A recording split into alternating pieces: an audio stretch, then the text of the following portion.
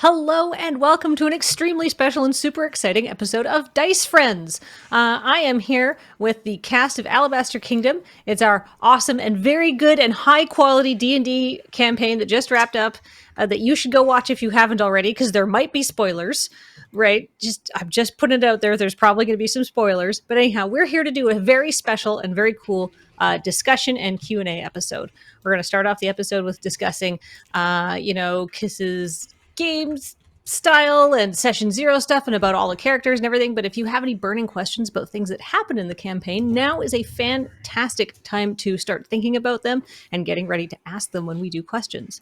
But before we get to all of that cool and awesome and amazing stuff, I want to say very quickly, first of all, thank you so much to everybody who supports the channel, who makes this kind of cool stuff happen. Your support on patreon.com is very much appreciated. We literally could not do what we do without you. You're wonderful and great. If you missed this campaign, you can watch a VOD on Twitch. You can listen to the really beautifully edited podcasts. And now, finally, again, you can watch them on YouTube, because our YouTube weirdness, a problem that I've literally never seen happen to anyone before, has finally been resolved, and our YouTube channel is working again. Sometimes the search features are not working because apparently information needs to populate out to all sections of the internet. But the point being, go to our YouTube channel and watch Alabaster Kingdom there, please and thank you. And we're going to do subs at the end. And we are going to be watching chat tonight. How rare. Let's take it away. Hey everyone, what's up? It's me, Nathaniel Kiss, aka What Is Kiss. I was the dungeon comrade and writer of Alabaster Kingdom, and I got some faces you probably became accustomed with and familiar with right down there. Let them introduce themselves to you, but this time, instead of starting from either end, let's start from the middle and branch out. This is not going to be bad at all. This is chaotic. This is the best. I love it.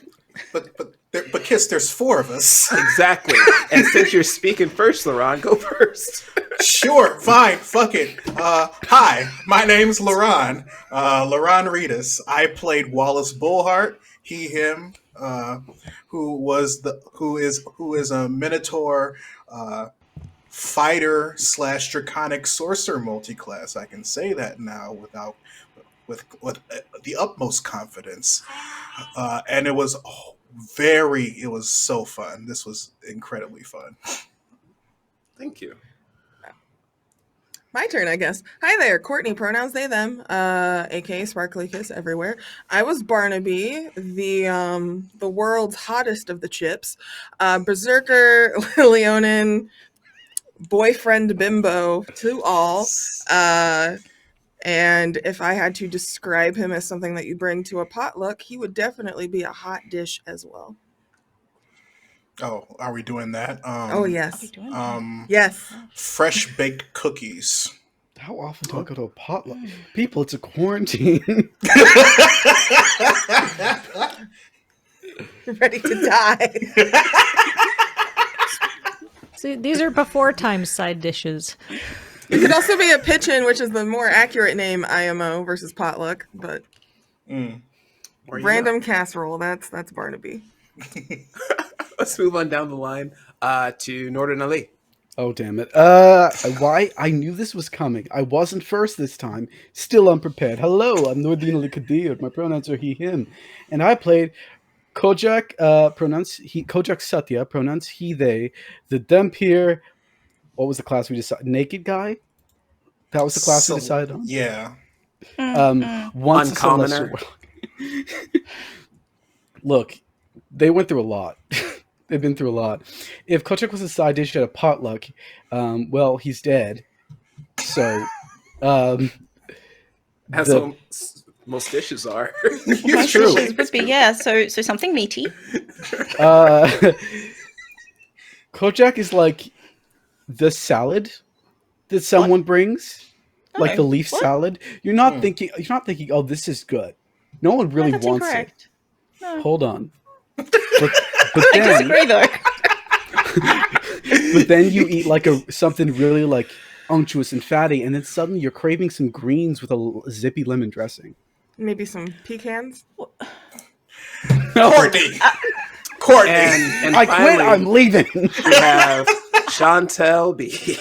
Hi, I'm Chantel B. Pronouns they them. I played Lili.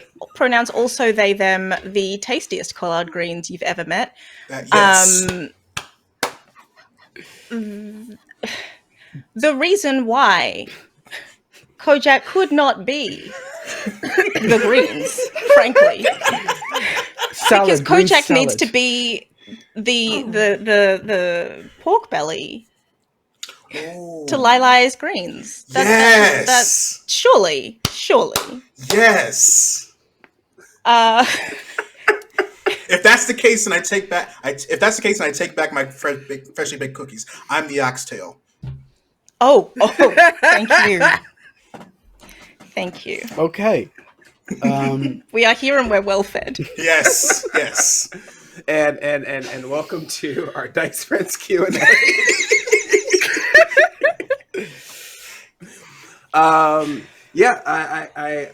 We got Chad over here, and Kathleen is going to be facilitating this. So yeah, I guess starting off from the top, who would like to tell chat about the process for each of your characters, for Lili, Wallace, Barnaby, and Kojak? Oh, someone says they would have gone with burnt ends for Wallace, and I'm like, oh, that's smart. I can see that. Oh, So go ahead. I'm happy to go because it'll be nice and quick. We talked about this campaign, and before session 0, we were supposed to come up with characters.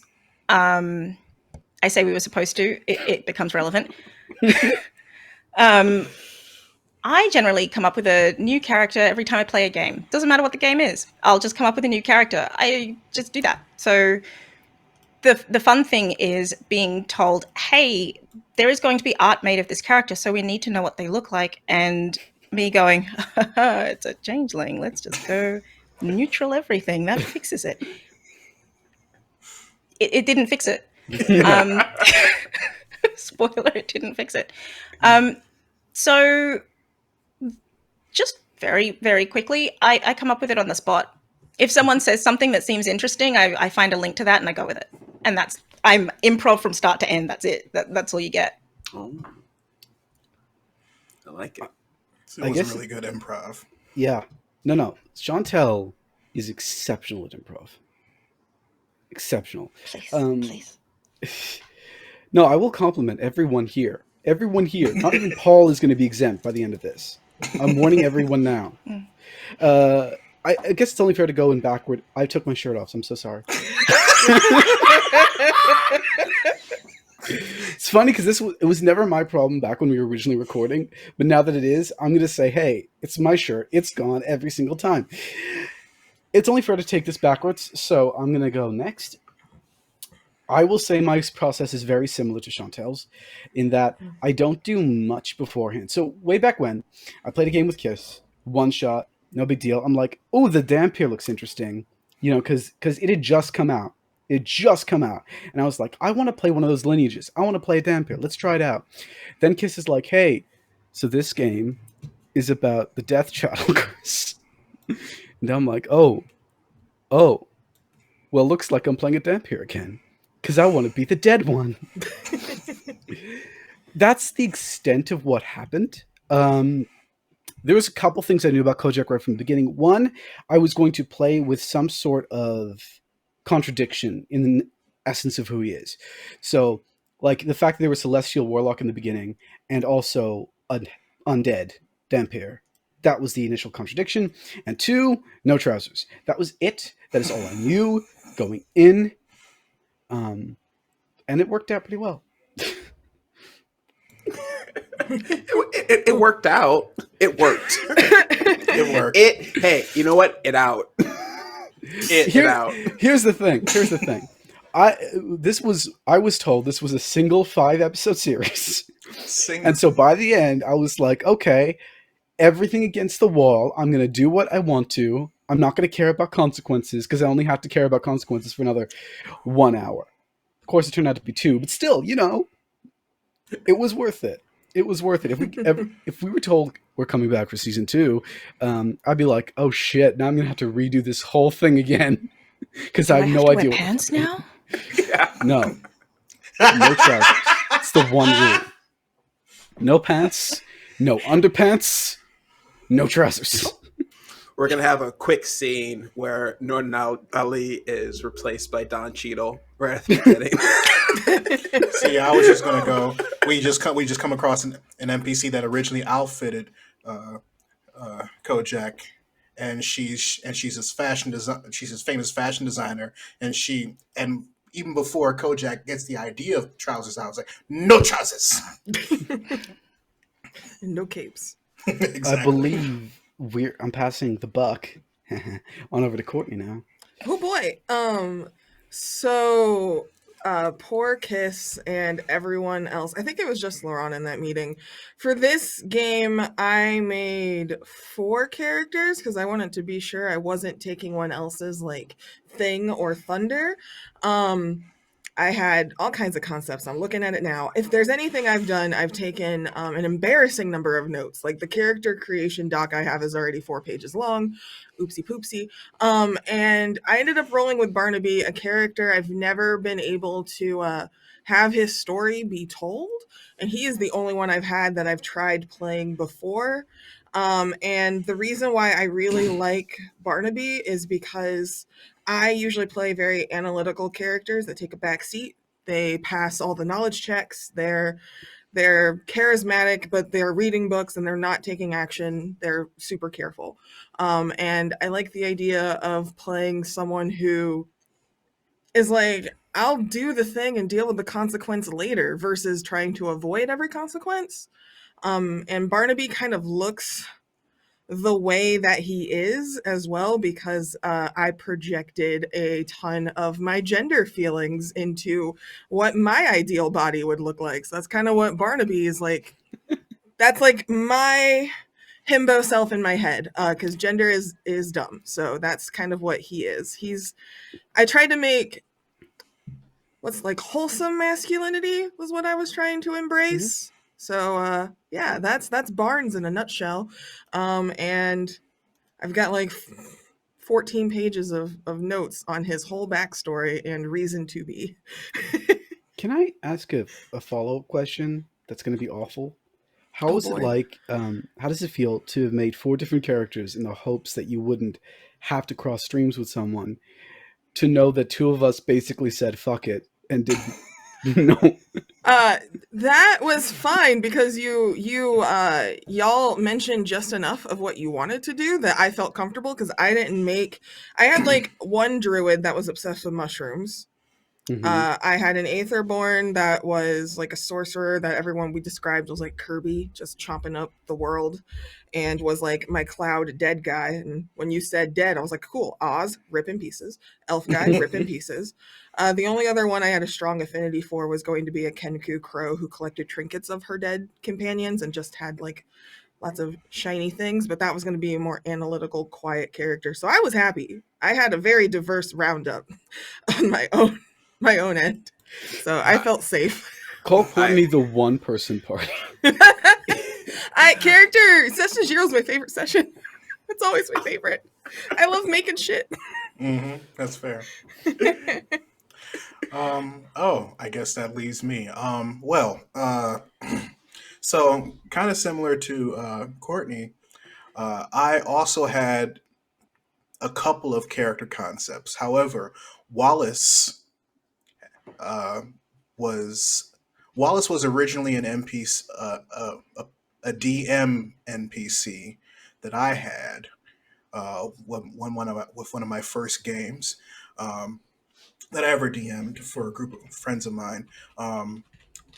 His background was similar, everything like that. And this was back when I was trying to launch it for a podcast. And when we recorded, so the Wallace that you see in Alabaster Kingdom as he is basically quote unquote season 2 Wallace as he was depicted in my home game. Resurrected, died before, so resurrected, avatar of a dragon, and that was a thing that I really wanted to play around with. At the same time, I've always wanted to play him as a character and see how it would differentiate between how I played him as an NPC in one of my homebrew games versus in somebody else's game. And so a lot of things were brand new about Wallace as well. Like, he didn't originally have a Southern accent. Wasn't really that he wasn't really that much of like original. He was definitely a fan. He was definitely a player favorite from my home game, but lacked a personality, so to speak, because he was an NPC and he was designed to help the party. So being able to put more of a personality and flesh him out was definitely something that I wanted to do. And when I told Kiss that he was one of the characters, and then two others, Kiss was like, "Hey, so it sounds like you really like Wallace. Do you just want to play Wallace?" And I was like, "Yeah, I kind of want to just play Wallace." And he was like, "Okay, you just play Wallace." And Wallace had a husband you told me about, and I was like, Yes, perfect. yes. Coincidentally enough, in the season 2 of my home campaign, he met another NPC that the party ran into, who was who was who was a weaponsmith, but his weapon shop was in the back of this, for lack of better words, BDSM themed weapon shop, and it was very like rave clubby, and they were trying to like find certain places to like bring back to their what do they call them in not homeworld and what do they call them in video games where you go back and just like upgrade everything? It was Upgrades. like, well, yeah. I guess the home, well, yeah, Home world- base. home base, yeah. Completionism. Yeah, that's true. So he just ended up being there, and as they interact, and this blacksmith was a Leonin, and his name was Ludwig. And before the party knew his name, they immediately named him the nickname Leather Daddy Squared. So Leather Daddy, and it was just LD Squared for short. And eventually, by the end of the camp, and over the course of the campaign, both Wallace and Ludwig like formed a relationship that the party would kind of like would kind of like both encourage and also tease at the same time, and they were engaged by the end of it. And I was like, so once I heard that Courtney was thinking about playing a Leonin character, I was like, holy shit. You have a type. Exactly. So that's everyone's characters and fetish.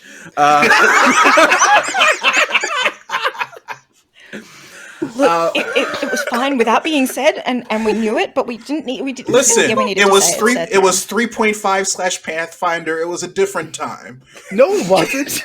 It was exactly the same time. Fetishes are the same. It doesn't matter what edition you're playing in. Someone said that's all my questions answered. Thanks. You're so welcome. I feel like, what are we going to do now?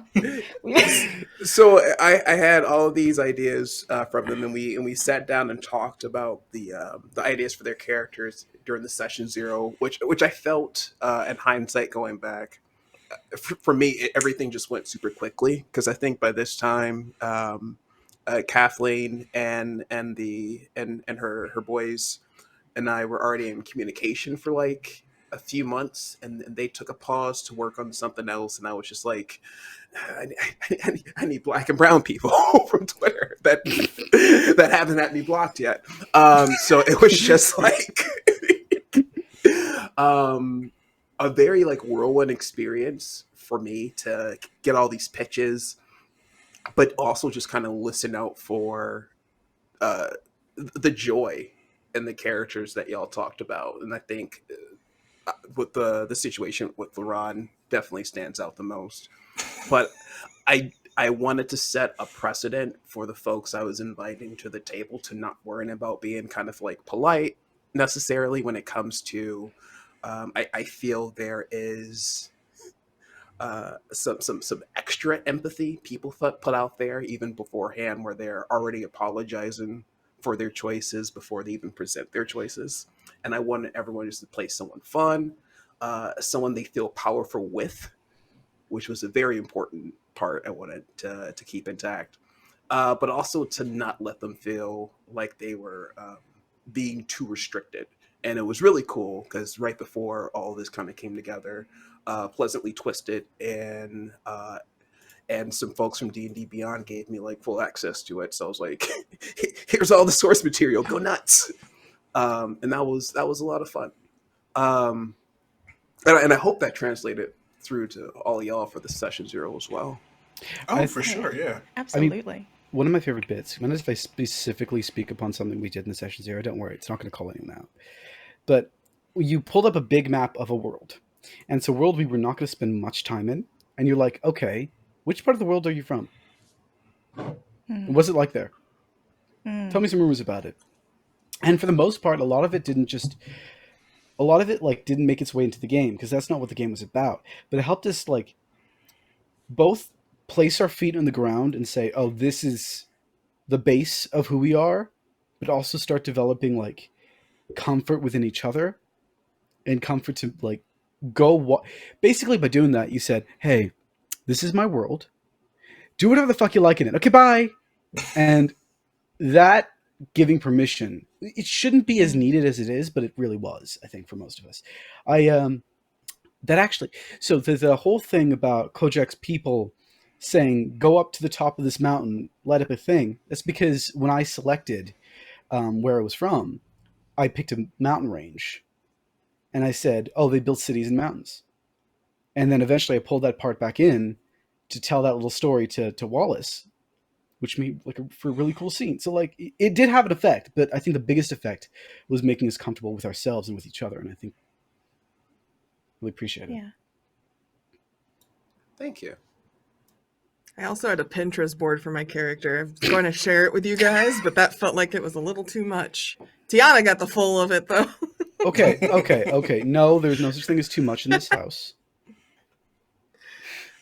But yeah, the map, picking where we were from was pretty cool. Being able to establish our roots, if you will. I thought that was exciting. Not enough campaigns let us do stuff like that. It's my favorite campaigns that are just like, here, place your mark as players upon the world. That's always my favorite. When people are just, and I do this with my players as well. I'm just like, okay, so this is now part of the world because you decided, you said the word redwood. I didn't decide what kind of a forest this was. Now it's a redwood forest. Okay, cool. I'm going to incorporate that in. And you got some big ass trees to be knocking down now. Have fun. How are you going to do it? So when you're talking about big ass trees, do you mean they're tall or like they're thick? Yes. All that junk in those trunks. All right. I'm sorry. You gotta believe. Jokes. Listen, there's a reason why you have to take into consideration how many rings the overall tree have. Yeah. I feel like this is a joke we can leave behind. We've done this before. Let's get to the root of the issue. Kathleen, everybody. Kathleen, everyone. I think that was also my favorite part. Thank you. While filming these hour stretches of campaign with Kathleen's disembodied voice, hanging out, or with Paul hanging out as well. It was a lot of fun with everyone. I do want it on record. I do not hate puns. I just need to be prepared for when I encounter them. Me delivering them, I'm perfectly fine because they're mine. Oh yeah. If I tell a joke, it's hilarious. Exactly. Yeah. It's perfect. It's hilarious and it should be lauded. If anyone else tells a joke, rethink. Listen, I'm a Leo, so I'm expected instant gratification from my jokes. I just feel like you need to branch out a little bit. Has just made Oh more my sense. God. Honestly, did not even put that together. I mean, where I does did. I'm thinking, like, where does the issue stem from? I mean, I thought we branched out, but we came right I'm We have to answer questions. We can't be like this for 2 hours. I mean, it could be fun if we stay in the shade. Sycamore. Okay. No, but I actually want to hear more about y'all because I know Chantel, they run games as a GM. Do y'all also like run and DM as well? And I want to hear more about the stuff that y'all come up with. Oh, well, not on Twitch, but I do when I have the opportunity. What I delivered in episode 1 of Alabaster Kingdom wasn't made up just for Wallace's character. The world that I established for him, where he came from, Tablia, that's actually part of his backstory. And it's funny because when I was explaining Tablia to Kiss, I basically sold it as like this very Dungeons and slash Dragons meets Final Fantasy 7/8. And yes, he comes from, and if you picked it up when I said that he comes from the city state of Carbon, yes, Tablia is basically the periodic table. And there are city states named after almost every element, and the portion of the periodic table that isn't attached are called the unstable islands. They appeared in the second campaign that I ran in that world. that's smart. I have been back and forth thinking about actually like doing something like streamable with that world D&D wise for the longest, but I don't have that many players that are willing to like regularly play like that, because a lot of people that I know just like to play for fun, not necessarily like to stream. And 2, I don't know how to do any of this.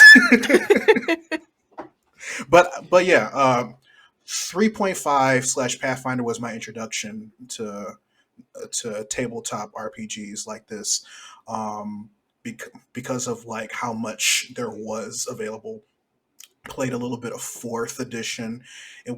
I didn't hate it, but then 5th edition, it was like, oh, this is a lot streamlined, and that's when I actually start like using my own money to purchase materials specifically for playing the game, as opposed to just like figures and paints and things, and just hoping that I can find things for free online.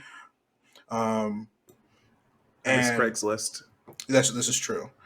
But yeah, it's very always the bridesmaid, never the bride in that instance, where it's like I always wanted to do something within the tabletop sphere on the internet, but never really had the opportunity. This is one of the first this and I've had opportunities ever since I became, I guess, more prominent on the internet, considering what I do. Um, this one felt this one felt more like what I was aiming for. Like I've done a lot of one shots.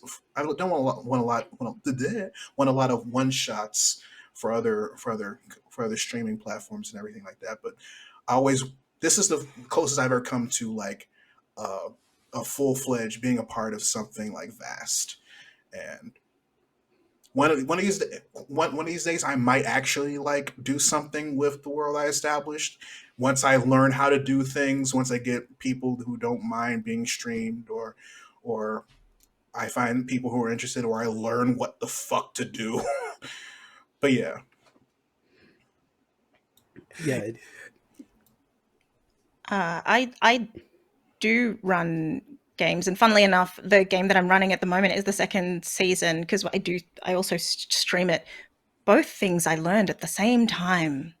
I learned how to stream and how to GM at the same time. I'm running my first game. It's Oh, honey. you know, I mean, look, what a way to take budding talent and make it flower like that. Like, I don't mean to be corny about this, but I'm so sorry. I snuck in 3, but like budding, flowering. Yes, we got it. We got it, Nora. Jokes are we only heard it. funny. We heard if it you all. I'm waiting for you to explain get to the point. That's the key to joke telling. You gotta lay it all out. You don't want anyone to miss a single bit of flavor or spice. I seeded a problem, and now it's just being fertilized I need repeatedly. What We're can just I say? growing in circles. We're sprouting is what we are. Anyway, what I'm saying, I actually do have a real point. But like, that's a lot to do at one time. But at the same time, when you try to do them together, you develop unique skills specifically for that. You know what I mean? It's like, Yes. yeah, it's like learning multiplication tables one way versus learning them another. You're just learning a different skill set that can be somewhat applied. Absolutely. To both. Yeah. It's not as terrible as it seems. Absolutely. And one of the biggest things that I had to learn was describe what's in my head. Don't assume everyone can see it. Mm-hmm. It's in my head. I see it. Full color, full everything. But other people don't unless I say it. So that's a fun one. But in the process of streaming that game and in the process of running that game, we play Monster Hearts. So we're playing a game that's designed to be toxic or experience or explore toxicity. Mm-hmm. And because I'm a psychologist, I like that. I like looking at messy. Messy is really, really interesting to get into and to just play with. And so that game is hella thirsty, but hella messy. And I think the way that I run a game is very much, if you've said it, then it's part of the world now. I don't think I've ever taken anything back. No takesy backsies, generally. I'll just incorporate it. So if someone says something and it's wrong, as in wrong, this didn't fit into my backstory, well, now it does. Or they say something and I didn't clarify because I assumed that they knew it was part of the world. Nope, now it's part of the world. I got to find a justification for it. Mm-hmm. And that's how I play game, but it's also how I run game. And so everyone that is at my table is also running the game. I am just one of the players. I happen to have the world in my head, but otherwise, that's it. Gordon, you want to go next? Well, I was gonna Kiss to you. Do you run tabletop games on stream? I've talked way too much over the course of the 5 episodes. I want to give as much space to you all. I don't stream tabletop. Obviously, I stream tabletop. What the bloody hell am I saying? I don't run tabletop for stream very often. Partially because I don't think my talents are... I'm good at streaming as a player, and I'm good at production, and I'm okay at GMing. But those don't necessarily make GMing on stream while doing production a great idea. I find it a lot to handle. That said, I do GM, actually, an infrequent amount, but I do quite a lot of it when it comes to... Really, the thing is, people have to say, hey, can you run a game for us? Otherwise, I don't bother. Because my brain doesn't work like that. And it's easier to get invited as a player to things than being told, hey, please GM, I need help. But when I do, I think the rules I generally have are this. I will decide NPC motivations, and I will give you a bare bones world. The rest, have at it. And we'll see what happens. Very often, that means that things do get chaotic, but then they peter out because a bunch of people are either dead or pacified. And everyone gets really emotional. And I like that. The other thing I like to do with GMing is decide on a beginning scenario. Like one thing in which I schedule the things that are going to happen out. And then once they've gone through that and they have a good idea of who their characters are. Letting them explore where they want to and just coming up with it on the fly. I'm a heavy improviser, as evidenced by my talk about characters. So I rely upon what I know about worlds and how to build them rather than having set encounters. I think the biggest difficulty is when it comes to games that are heavy on crunch, where I have to populate the world with stats, things can get difficult. But when I'm told, hey, world build on the fly, I mean, I write for TTRPGs. Yeah. That's a thing I do anyway. Okay, you want space weasels? I'll give you space weasels. Yeah. If I can piggyback off of that, out of everyone's interactions in private DMs with the players, with Chantel had the theme of Lili being this possibly timeless, ever changing event as opposed to like a PC that they wanted to work with, incorporate. Laron and Wallace had this ongoing history of just like, his insert DMPC for the games that he runs to kind of keep some order maintained, and that was cool. Courtney, out of all of their many PC children, gave me Barnaby and just went into it with so much of like so much more of their backstory and their lost love, and the DMs with Northern Italy was like, hey, you got anything?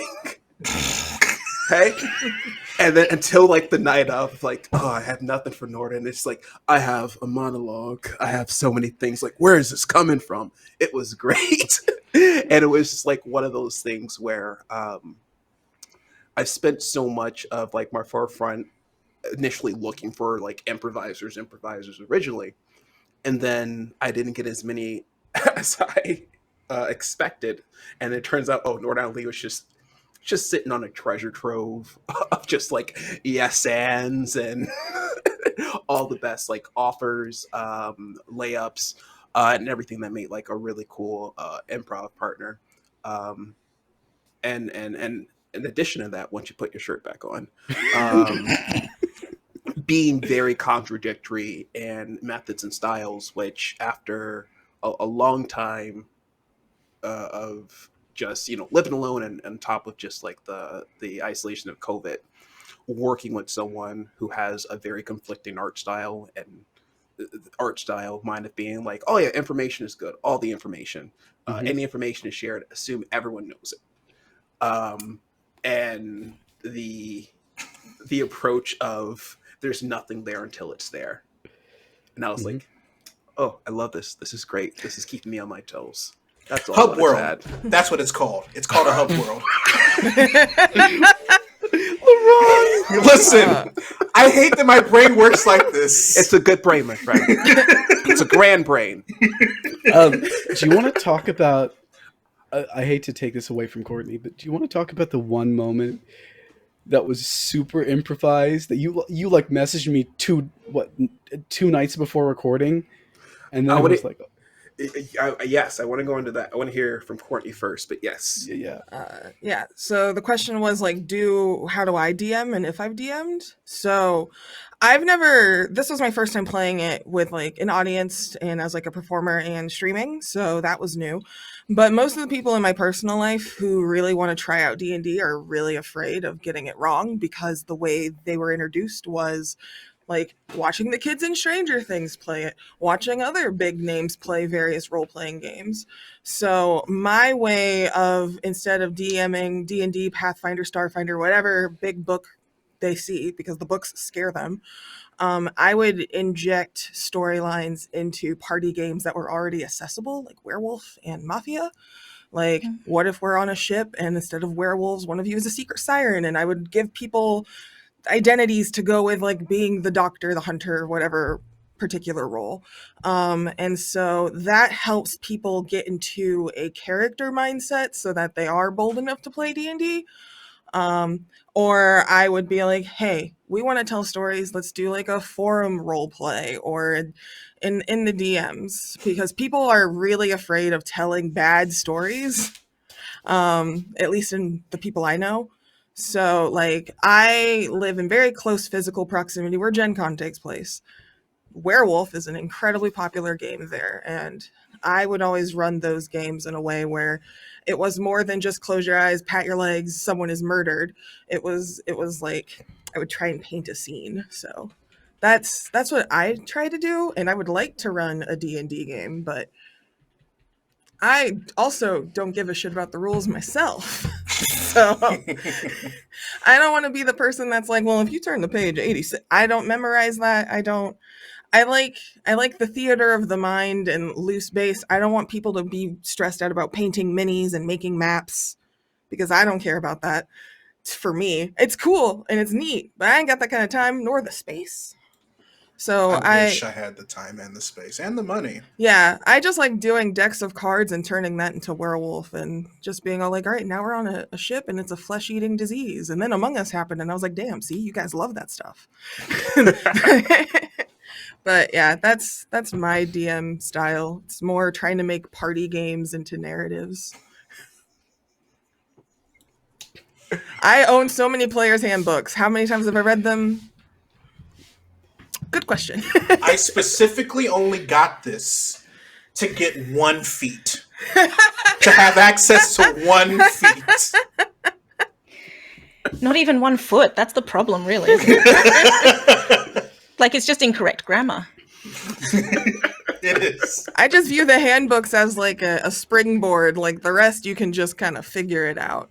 I have so many friends that are like, well, I want to role play as like a witch with 3 cat familiars of like earth, fire, and air. And I'm like, all right, we'll just make that shit up. Let's go. Like that's just how I've been. I absolutely agree with that, because you can get as much discourse out of that game, but everyone seems to forget the entire game is based upon general suggestions. Discourse and Dragons. Dread's good too if you ever get a chance to do that one with like the Jenga pieces. Oh yeah. 10 out of 10. I just like scrapping the rules. Like it's great. In fact, the first 2 years ago, 2019, at on Geek Space TV. God, 2019 was 2 years ago. Jesus Christ. We ran a game of Dread that was the prototype for this. It was called White Flight, and I already love it. It was a fun. It was a great cast. A lot of fun people were involved with that. Look up White Flight with an H. But yeah, like Cool Whip. HU. Where's the U go? Wait, is it 2 U's? Is it a double U? Just one H, one U, instead of the W. No, it was a lot of fun. But to double back to what Northern Ali was going towards, what were your favorite parts?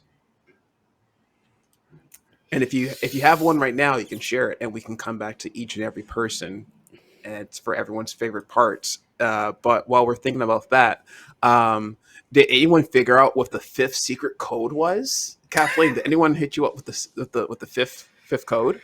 No, You are a menace, Kiss. You. It's not Spider-Man JJ should be worried about. It's you. My pictures of sauce here. Saxophone in chat says, was it appropriate? It was not appropriate. It was not appropriate. But the first one who gets it receives the prize. So once you get all 5 with the hashtag Alabaster Kingdom at Alabaster Kingdom on the Bird app or in the LLR Discord, You can letting run. My that happens so often. LRR is hard to say and it doesn't make sense. Lur. I feel the L is an easier LL instead of LR. It Yeah, makes I- us sound kicky and like we could be French. We're Canadian. We could possibly be the exotic French kind of Canadian. You can get away with it at least. You're in the right part of the continent to Yeah. make it work. Yeah. I definitely have been guilty of saying LLR too many times. Most Blur. recent, I streamed for 6 hours, just a couple, 2 hours ago, because someone gave me a key to a game, and I'm like, oh, I want to play this game. Yeah, BTM. Anyway, at the end, I'm like, you should catch me on LLR. Wait, shit, no, live on air. So if it happens to you, please note that you're not alone. It happens to a lot of people, but there's no cure. So good luck Yeah. with that. No, you No don't even you're not even immune if you work here. The amount of emails and like Slack messages I've sent. So Loading. This could have been an email. If I got it. Loading Ready Run for all your lead needs. Yes. Sarah Bender. God. Kiss. Do you want to talk a little bit more about building your world? Absolutely. With the prototype of White Flight already existing, the majority of it honestly was improvised as well. There were a lot of there were a lot of bones to it. Names, events, locations that I gave a name, fleshed out a bit, in case the players at any point wanted to learn more about this aspect of the kingdom after they got through, or interact with this character, or completely ignore the people who were captured because they didn't trust them for whatever reason and just wanted to head out into the waste. There were a lot of variables that had little bits and sort of like easy out cards for me to kind of get things back onto some sort of a track. But with everyone, with the characters they brought to the table and the play styles, made it very easy to kind of keep it at a nice pace. The world building itself, I tried to make it as collaborative as possible, with some of the meatier parts completely reliant on punchlines. So, yeah. Kyle, Ethan, Ivan with two N's was inspired. Yes, Kyle, Ethan, Ivan. I think we all have Kyle, Ethan, Ivans in our lives. Some of those Kyle, Ethan, Ivans have siblings. I like It's a how people, whole mess. Some of them are in Office. it kills me when people are like, "Oh yeah, the three names thing." And I'm like, one of us is named Laurent Reedus, and one of us is named Nordine Likadir. I mean, don't be a don't be a jerk. And like the whole like, more than one first name. I'm Chantel Benjamin. That's my surname. Like, I have two names. Courtney three names. Terry. They're all- You know how many people thought my last name was Terry growing up? But my sister, they never questioned it. But me, yes. My middle name is Simmons. Oh, no. So you have two surnames. Laron Simmons Reedus. Yeah, see, I feel like you had no ground to attack my first names with your two surnames. I don't know. You guys The most I've Shortage. ever gotten was like, oh man, you were named after Spawn? No, we are not doing that. I think I was asked if I was named after a Kardashian, and we're not that far apart in age. Like, were my parents really watching that case going, this is a wonderful baby name? Kidding aside, I'm not angry at people doing the whole three name bit. I think really what Kyle, Ethan, Ivan was in terms of like what he's. It's not the people with those names; it's how people walk into a space. Like when Kyle, Ethan, Ivan was lording over that tower. That's the energy that I associate with a lot of people in my life. A lot of people who I don't like. Sorry, but It's, I heard nothing. It's, I will say his 3 names tend to get pushed to the top of the resume list. You know, Oh yeah, for sure. That sucks. That's my beef. That is no. That's like, yeah. The names we have are not at the top of the resume list. Don't know if you noticed. This group ain't no top Depends of on the resume. the list. I even utilize a cover letter, which is what they asked me to do. And I find cover letters to be the most redundant ass thing on the face of the fucking world. But I'm not there. Oh, I am strongly in the camp of why don't we just send cover letters that say for the money, please? Exactly. Why are you applying for the job? For the money. Exactly. I don't want to lie to you. I feel like honesty is my best skill. So for the money, I've you dead will ass get said all of my I'm time and here energy for this money. for stability. I would like stability, and what I mean by that is not paycheck to paycheck. Once has one person understood what I meant when I said I'm stability. totally there for all that. I'm just here so I don't get fined energy. People made fun of it, but I was like, that's me. I feel seen. oh, the thing about cover letters, like you're really redundant because it's hilarious when you walk into an interview. If you get an interview, but you walk into an interview and they're like, while looking at your cover letter, looking you in the face, looking at your cover letter. So why do you want this job? I'm like, you're holding the bloody answer. It's right in your hand. Right? If you'd like me to read to you, we can do a story time. I wrote it, not my mom. And conclusions. I'm a writer. Why are you asking me these questions now? Read the words. That's I'm not a talker. I'm a writer. Like, read the writing. Oh my god, I'm just dying. Yeah. I'm just dying. We got some questions in chat. Yeah. Sarah Serinde asked about the relationship with the PCs and how much of that was established beforehand. Because, I have watched this campaign, I would say 3 times now, because I watched it as being recorded, then I did the audio editing pass on it, and then I watched it as it was being streamed again. I picked up on many things, but I am a smooth brain walnut. So I know that Wallace and Barnaby had crushes on each other and then had a smooch. But Kojak and Lili really seemed to know each other. And could you go into a little bit more detail about their relationship? I'm just gonna So check my notes.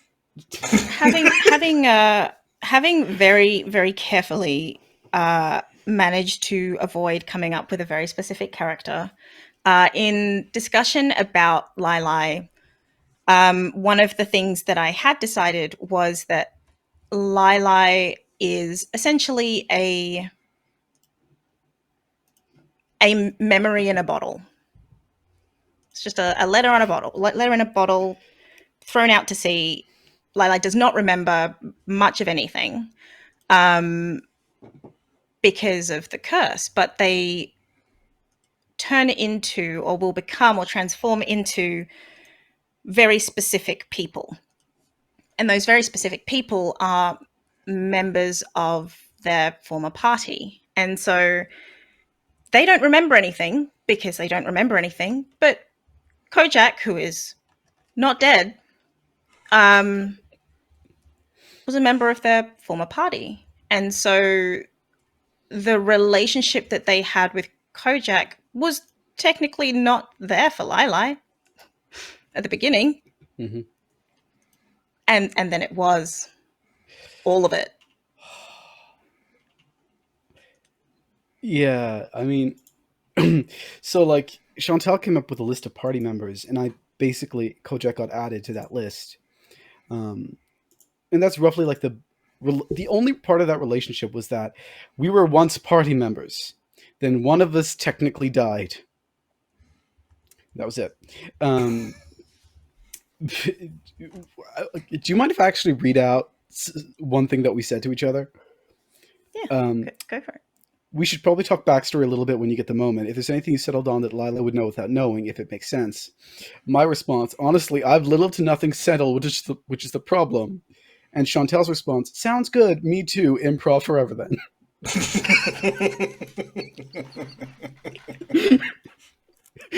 Tell me you're chaotic without telling me you're chaotic. So I had names for these characters, and I always come up with names and then vague looks for them, and I had to come up with names and vague looks because Tiana needed them to draw Lili. The fun thing is, as much as I will say, hey, this person sounds a little bit like this in my head, whatever comes out is what comes out. So that is then what I stick with. So any of those accents you heard, I just made it my goal to stay consistent for whatever that was. And then the personality of that is just whatever it is and whatever it needs to be at that time. It was, and I incorporate it. The moment that I first heard Crystal Lili say, I can't get it open, I was like, oh, they for real role play. I see. Oh, they know voices? I'm an actor. Yes. Got the accent. It was that moment where I'm like, oh, shit, Chantel, I need a list of those PCs because I don't know anyone already. That was really fun. But in game, you don't notice that because in game, I immediately respond back with, "Oh, hello, party member who we don't talk about ever again." I know exactly who you are. The trick is just to pretend like you know what you're doing. Yes, suddenly a relationship. That's my life. I definitely thought y'all knew what the fuck y'all are doing. Listen, I was planning. It was like the moment that you name dropped Jordan, I was just, okay, so if Wallace ever got in the situation where this happens, it's just like, okay, so Wallace will probably think that these two know each other.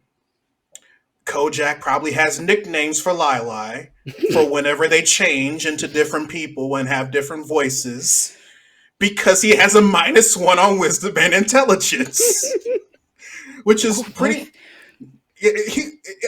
I rarely get it. I'm not going to say I rarely get a chance. I make these characters, so I have the chance all the time. I just choose not to.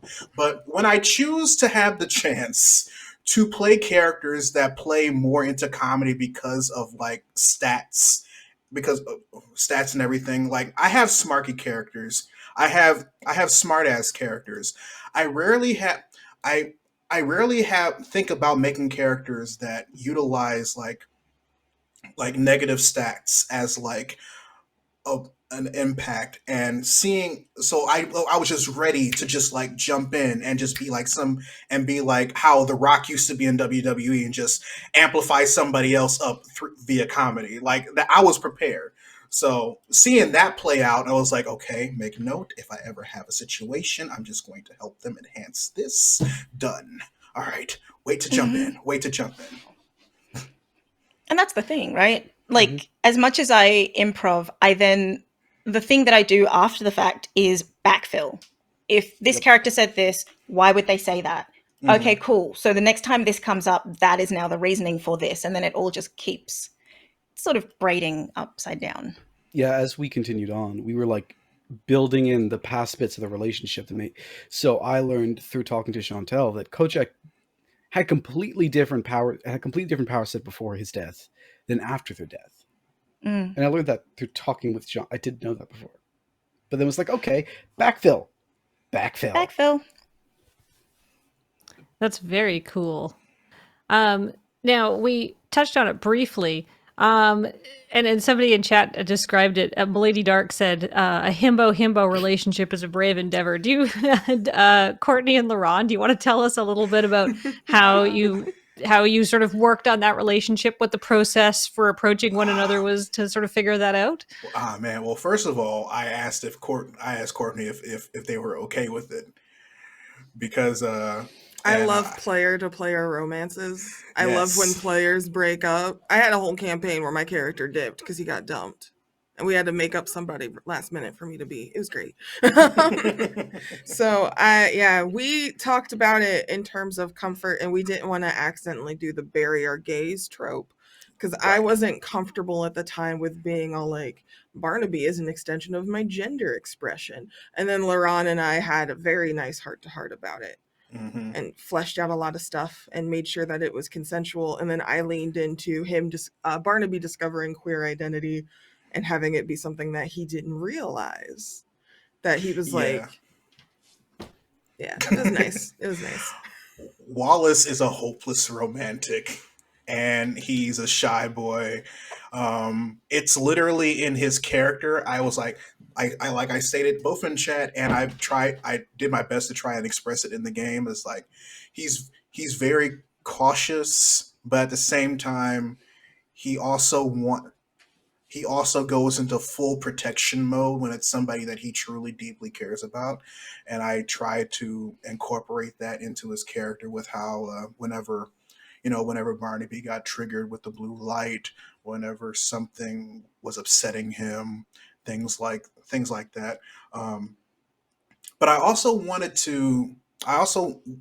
didn't want to have that be, I guess, the highlight of the not only his character but also Barnaby. Like was like that's part of the reason why I took episode/session 3 to just like pull back on the reins and have him just like digest, because at the same time, considering how the second half of episode 2 went, the Death Shadow curse was broken. Everybody remembered things.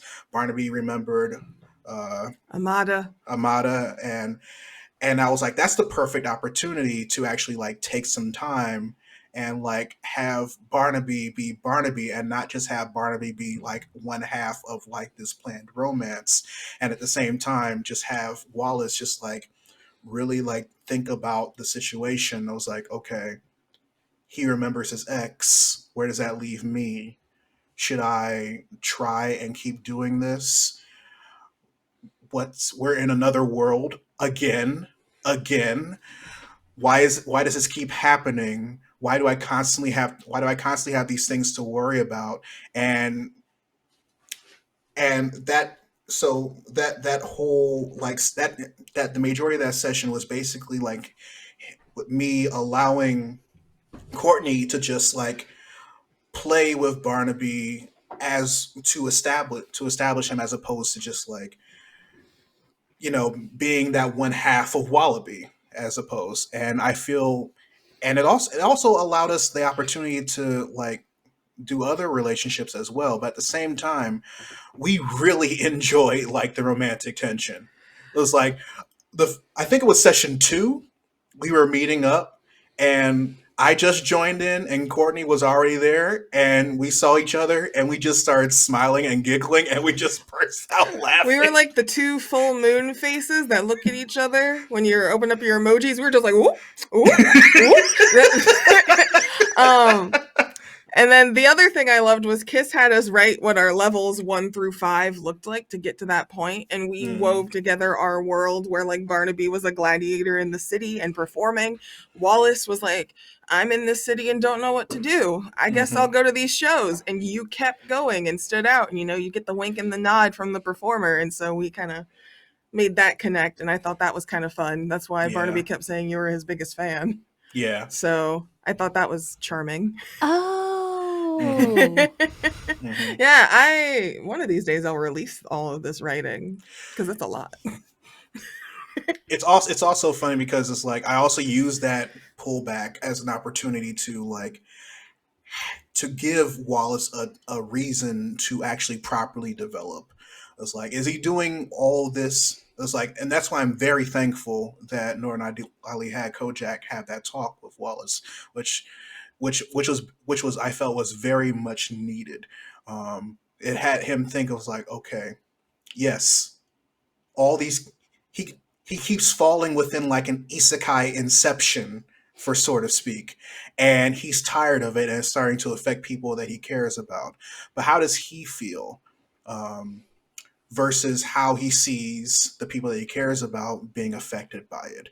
He has to do something. He has to make a decision regarding how he's going to do it. And I felt that with session 4, with having him do his big, like, "Have you ever died, son?" speech was like the first step, was like a good proper like step in his development to try and get him out of his shell. And if you noticed, whenever he's feeling more confident about himself and whenever he has like better mental health days, the buttons on his button up go undone one by one. We joked about a Madoka world that was just Barnaby and Wallace, and each time he reincarnates, a button gets undone. Yes, yes, exactly. Oh god. I mean, I feel like that's the perfect transition. Well, because Kiss asked us what our favorite moments were. And I feel like we bounced around that question, but We'll have to come back to what our favorite moments are after this commercial break so we can fulfill some contractual obligations. Here's the can get hint. some water. It's the tree puns. Oh no. So We we're got to gonna make take- that paper. We're going to take 3 minutes so everybody here can get some water, and more importantly, you can get some water or get rid of some water. I don't care what you do with your body. It's yours. Anyhow, come back in just a few minutes. Thanks, everyone.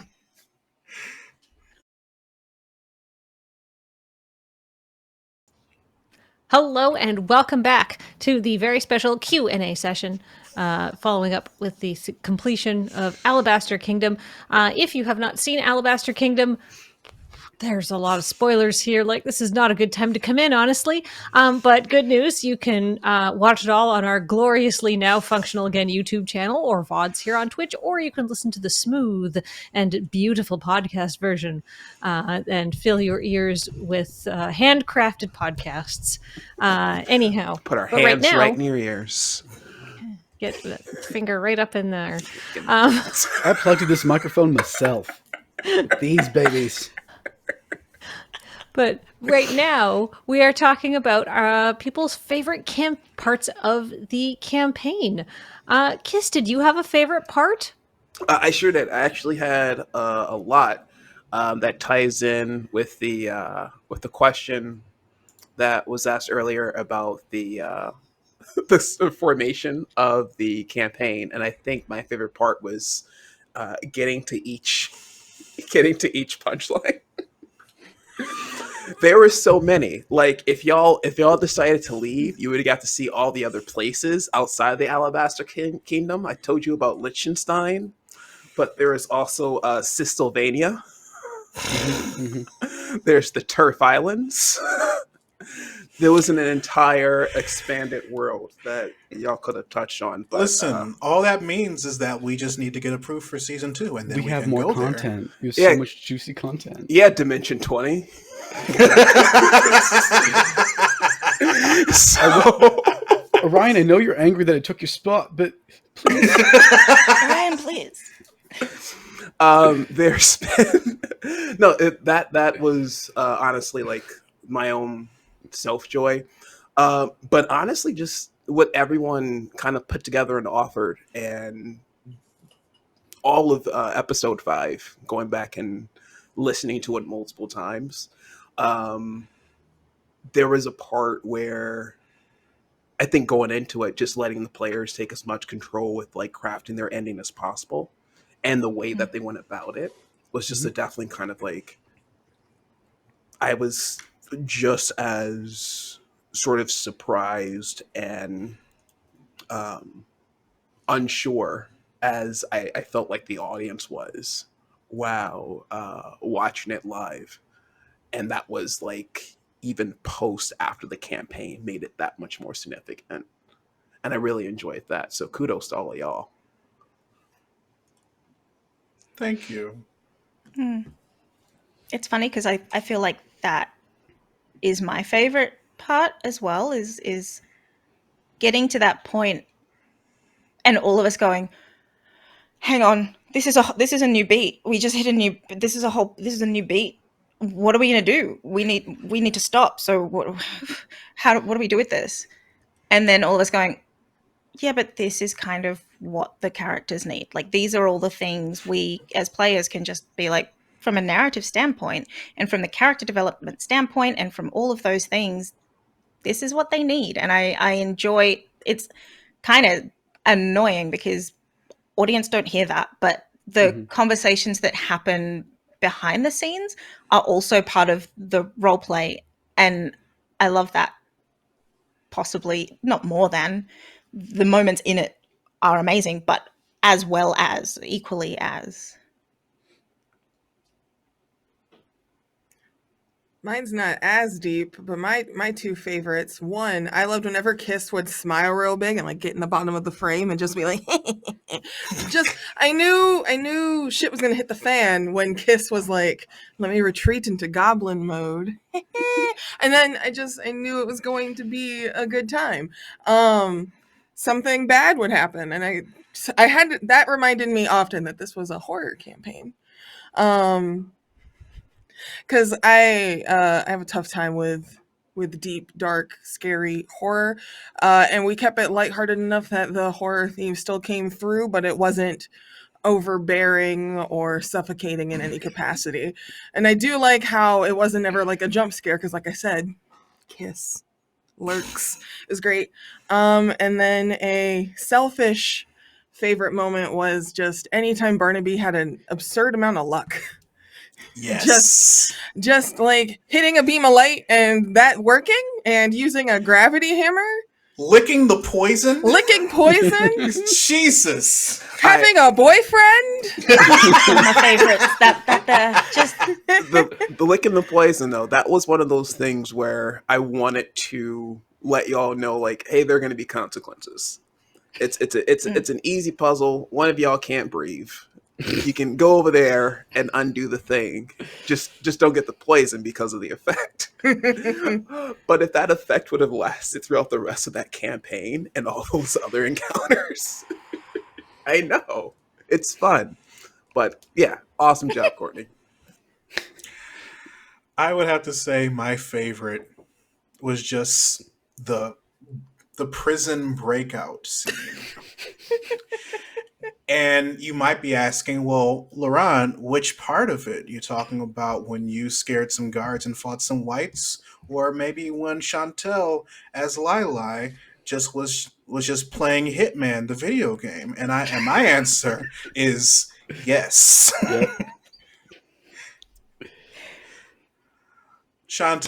Watching Chantel handling that entire situation with how quickly they were able to go with like the role play misogyny to not be suspicious, and just knowing how to shut that fucker up.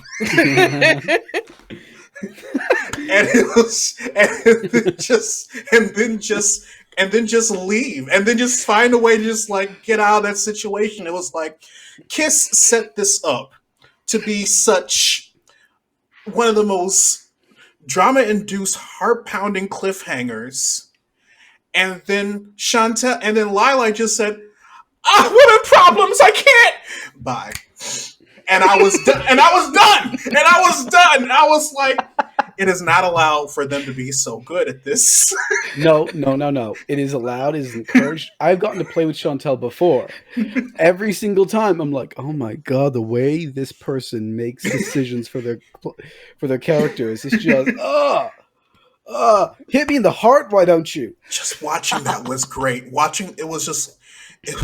It was like, as a fellow actor, I know what it feels like to only need one take.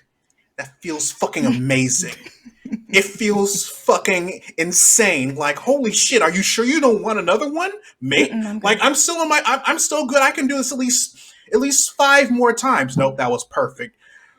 Okay, I'll be here for the rest of the day if you need to stroke my ego some more. Perfect. All right, I'll be in my fucking trailer. That was Chantel.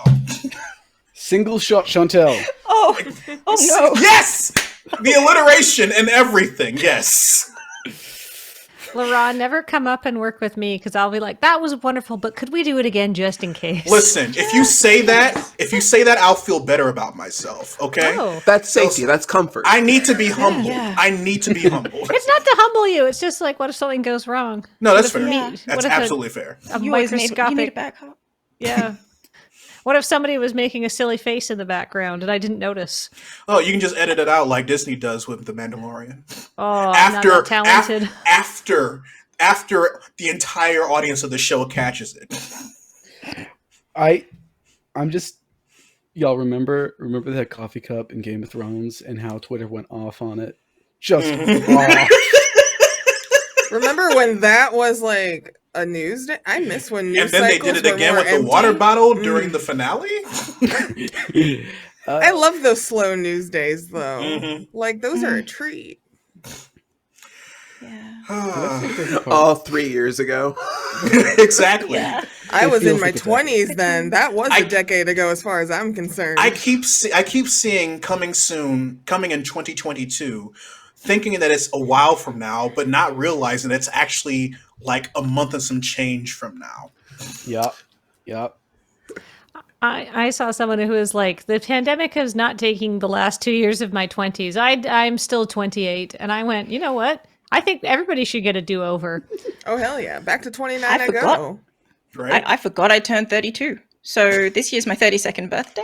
Absolutely. If my mom could tell me she was 39 for 10 years and I didn't click that in, I'm do it. I don't remember my age anymore. I've forgotten. I don't I have understand to- how time works. I actually have to do math sometimes. I'm like 27. Sure. That sounds right. Let's go with that. 27. They're No, no, always no. young. 20, yes. Wait, did you tell us your favorite part? Oh, I don't think I did. But LaRon, did you have any thoughts you want to finish up before I go? Oh no, that was it. Just the fantasy of just like breaking out of prison and just scaring these guards who may or may not be coded for something. Wink, wink. And then just watching Chantel be fucking amazing. That was pretty much it. They were coded for winks, by the way, in case I you didn't see. catch that.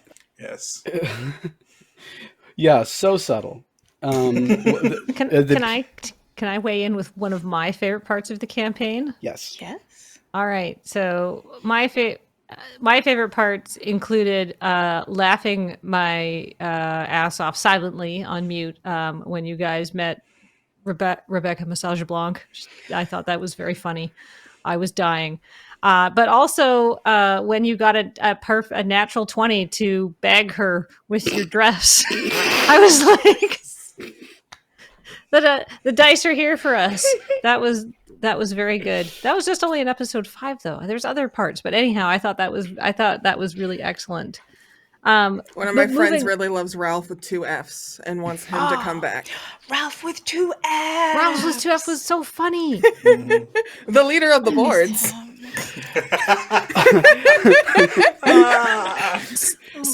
Speaking of 2 F's, Pharaoh Benter 27 in chat wanted to know if Kyle Ethan Ivan was an anagram for anything because it had 2 N's in it. No. It wasn't, but I love that people thought that. I love that so Backfill, Kiss, backfill. No, it's not though. But it's just I love that. Someone how out we're there on. is like writing down letter by letter in one of those on a piece of That's paper, the being best like, part. it's got to mean something. It's got to mean. I can't add to that. I can't add to that. That's, I thought we were onto something because Ralph had 2 F's in his name. It was going to be like a 3rd layer deep. no, No. the 3 to that was Denise spelt like Dennis. I thought that was the cat's pajamas. When I said that, I said I'm retiring after this. Nothing's beating Denise spelled as Dennis. That's Also, this is Kiss's retirement party, so make sure everyone give the gifts. I turn 47 next week. Farrah's like, I may have spent I 20 believe it. minutes combined just doing what Norton Lee described. Sorry, but also not sorry. We don't apologize on this channel. I mean, we do, we're Canadian, but we don't apologize. Pharaoh Bender, thank you very much. I like, and I've seen it in the Discord servers too, as well as on the Twitter. Just throwing all the engagement out there. Thank you very much, my friend. Yes. If no one guesses what the fifth thing is tonight, Pharaoh Bender wins by default by having 4 out of the 5 automatically. So y'all got time's a ticking. However long this takes. Right. Speaking of which, favorite moment.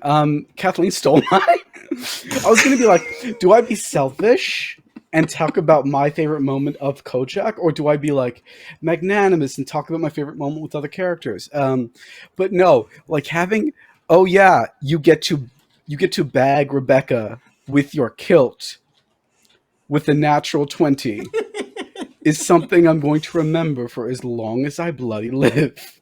I like how you pitched it, and Kiss was like, wow, that's some rogue stuff we're talking about here. Celestial. But rogue? you're very... You weren't a warlock anymore. Kiss, you're very giving. You're very yes and to your players, and I appreciated that. I was like, wow, that's the true act of a good DM, is to be like, well, that's ridiculous, but I'm going to make it work for you, right? How can we make this happen? Kiss's face the moment I said natural 20 blew my bloody mind. He was just like, okay, it works. It what? Okay. There's no way out of that. The dice said so. Here's a second favorite moment, though, because I feel like this does deserve 2. And it was kind of a whole extended thing where we reversed time past being in jail and went back to the van, or the Jeep. And we all got to experience those characters having a moment to breathe. I don't know if it... The thing about that kind of thing, it's not really like, oh god, everything we said there was gold, and it was such a funny moment, or it was like such a tragic moment. It was just good.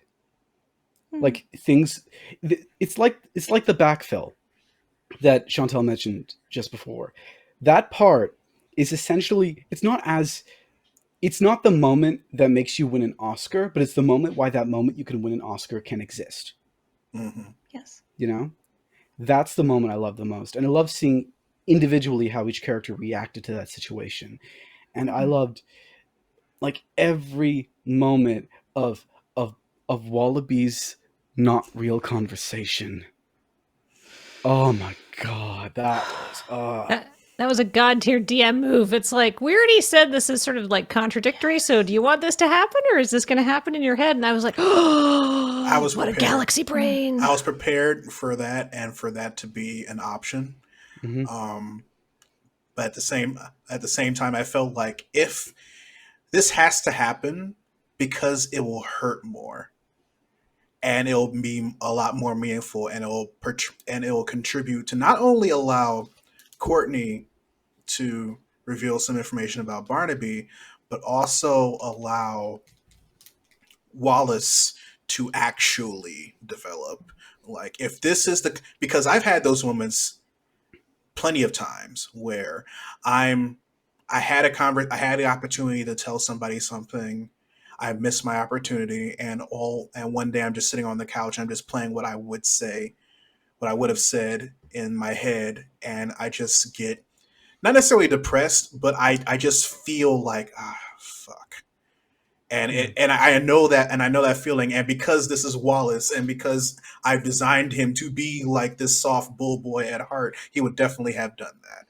So I'm definitely grateful that Kiss gave me the opportunity for that to be a thing. Plus, it gave us both inspiration, and we definitely need it. I'm just, yeah. I really like the one that got away as a trope, but we were getting into chaos. I was a little scared that if we did that and then Barnaby died, it would have been too painful. So I'm glad his touch of arrogance, wholesome masculinity paid off. And that you did come for me out the window. 10 out of 10. I would like to think that's when you really fell for me. Boom. Oh, he was gliding, though. He was safe. I'm definitely glad that was going. Yeah. One, we've had this discussion before regarding how we feel about Bury Your Gays. And two, yeah, Wallace is going to do everything in his power to make sure that you are safe. Mm-hmm. I also was intentional with word choice about like when saying Barnaby does X, Y, and Z like to Wallace, or instead saying like to you, because I thought that added a layer of intensity, because it felt very direct and very personal to just say a you. So that was fun. That had to take a chance to breathe after, because I was like, man, this could be really, really, really, really bad. I appreciate how generous you were with the inspiration kiss. Because you definitely put your players into some dangerous situations. There was not a lot of downtime, but you kept a generous stream of inspiration coming along to make things, I think, not too chaotic in a bad way. It's chaotic enough, just chaotic enough. Yeah. That goes both ways. Everyone found moments to earn their inspiration until it ran out at the end. Did I get inspiration once during this game? Maybe. Oh, also me. I think I only got it once during the I ended the game with an inspiration point. But I also I never do that. I love dice failing. It's fun. Yeah. It's just really fun. That nat one that you got Which right at the one? last session. One of the last session. Okay. Making failure interesting is a very hard thing to do, and I appreciate like how much you just dived into it. And you were like, yes, this failure is interesting. Love it. It's fun. It's part of the game. I know too many players, and I feel based on how like a lot of people use inspiration in stream, I don't give a lot. I feel like, yeah, I think that failing is fun, and I think that is a huge important part of the game. I like leaving the failure up to the players as their story to tell, because I feel personally like this is my GM gripe. Everyone that has a proficiency, I think proficiencies is them being proficient. A low dice roll isn't someone automatically becoming incapable of doing something they've done, for a career. It's something outside of the universe that lets that happen. So yeah, failure's fun. Bring snacks, and yes, and is fun. Next question. I just turned 47. I'm sorry. Well, don't worry. We'll get this wrapped up before bedtime, Granddad. Brain granddaddy. If you have any questions, please at the Loading Ready Run account in chat. I am harvesting them and putting them into a Discord window. But I have a question, and this came up when I was doing an audio edit, and I was like, well, I know I'm going to ask this question. What did Barnaby? Remember when Barnaby and Enrico were in the car, and Barnaby was like, "Do me a favor." And I was like, at the time, I was like, all right, I got to know what Barnaby whispered. And then, Courtney, earlier today, you're like, people may not like the answer. So now I really have to know. So Barnaby told Enrico a name suggestion for his child and gave him what is his real name, because Barnaby Demolio is his stage name as a performer. Because when the stuff happened with Amada, he decided to kind of shed his previous personhood. This was also me projecting gender stuff. I was like, what if I transition and change my name? Things to think about. So it was basically Barnaby's chance to kind of reveal a dead name that I'm not going to tell anybody. You have to earn that.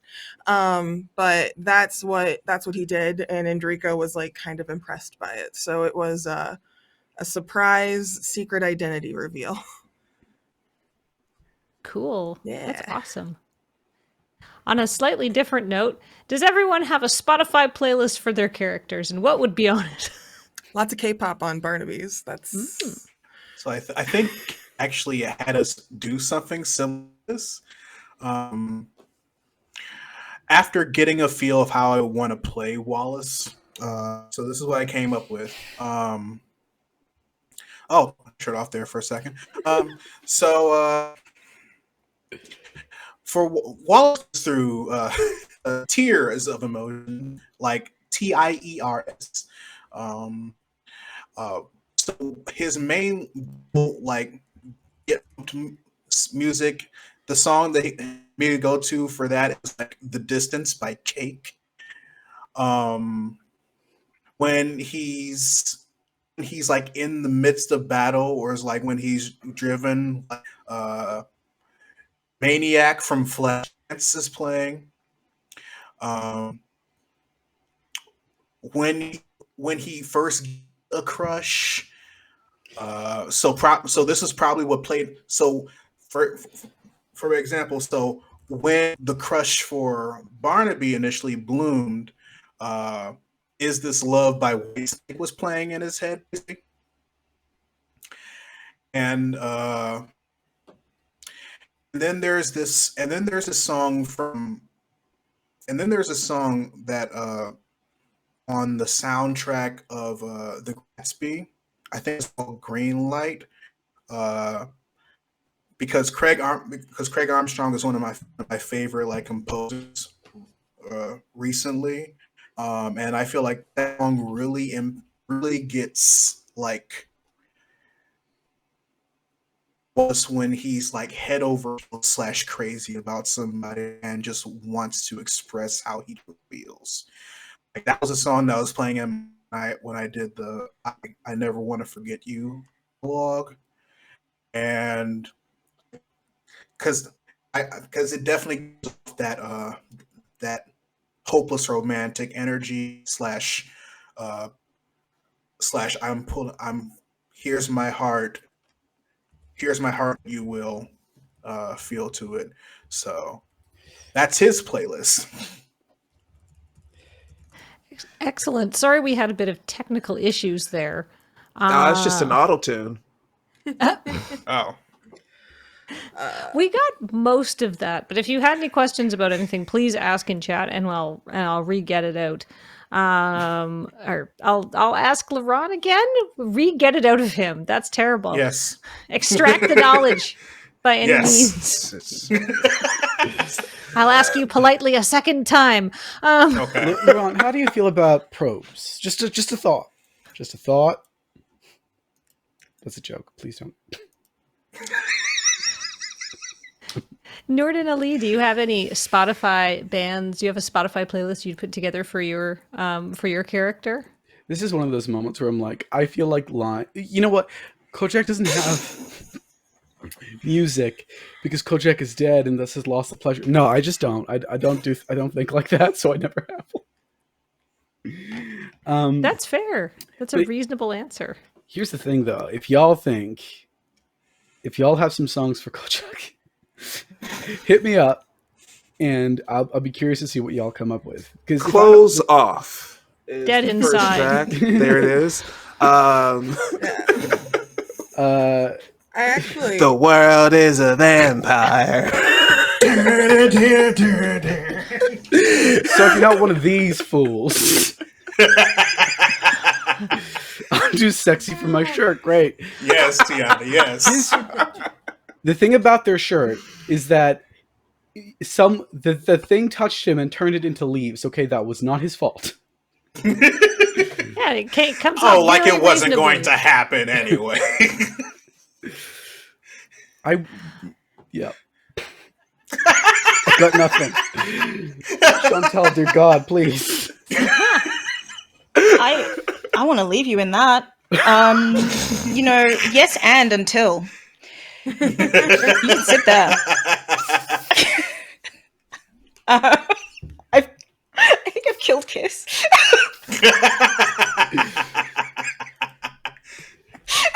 I need you to breathe. Just breathe. Just take I thought about this for a very long time because I was like, because I don't tend to associate music with characters.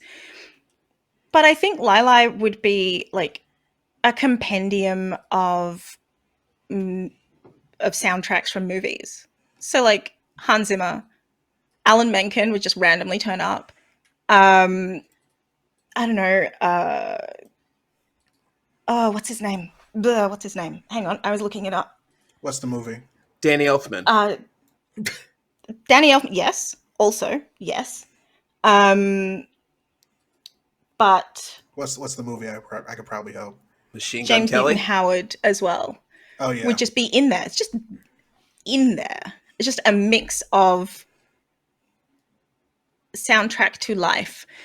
And I think part of that would just be my own experience. There was a time I was standing dejected. I don't even remember why I was moody, but I felt moody and I was standing on a platform that was just to open air and it was nighttime. And I was just standing there feeling really kind of deep within my thoughts. And then all of a sudden, like I heard the soundtrack to my life and I was like, yeah, I should really I'm really glad that I'm artistic enough to like have my thoughts turn into just music instead, because I'm really miserable right now. So sure, why not? And then it turned out there was someone 3 platforms over that had just taken out their cello while they were waiting for the train and was just playing. And I was like, Oh. Can I hire you to just Just follow me around. will you follow me? Yes. I miss living in a city because that is such a powerful, great vibe. And that, that I feel like would be like Lili would just randomly have people singing, walking behind them. I feel like those aren't people, but like little mushrooms. Birds. Yes. Yeah. Yes. And I feel like Lili has the range to do all of that singing by themselves, which I think is pretty At the same time. Yeah, maybe. Harmonies. Yeah, and Crystal Lili could do all it. the voices at the same time. I was picturing the film Amelie just starring Lili. Everyone. It's just that. I guess if people want a specific song, Kiss brought up one that I forgot about, which I was like, this describes how Barnaby sees people seeing him, which is D'Angelo's How Does It Feel? If you ever watch that music video. It's intense and intimate and very, very sexy, but Barnaby is the type that does not realize that that's a vulnerable moment. And then if it's cool, if I link the clean version of this one in the chat, Vix's Voodoo Doll is a personal favorite. Don't watch the actual one if you don't like blood, gore, and like fake surgery stuff, because some K-pop concepts are really intense. But color palette is strong, mood is strong. Most of the playlist I made for Barnaby was covering his backstory and kind of angsty and cranked all the way up to 11. So I was going to update it as we went, but most of it is stuff that is cranked to 11 and being center of attention and having hurt feelings, but glossing over them in favor of cool dance moves and taking off a shirt, just like everyone in stream's been doing, apparently. Well, I'm too sexy for my shirt. I think that's a little on the nose. Barnaby likes that, like, he's not gonna like hip thrust and like point at his dick every 10 seconds, you know. It's more of a subtle thing. I think I talked about that with Tiana. Well, like when he performs it, because like when he performs being like, he's unintentionally sexy, but when he's intending to be, yeah, kind of like how like someone just leans on a door and the way they do it, you're just like, whoa, wait a second, this is a silhouette I've never. Yep. You didn't mean to do that. Yep. It's so uncomfortable in real life. Yeah, it's just especially if it's an automatic door. What are you supposed to do when that the entirety of Dice Friends tries to be sexy for 2 minutes.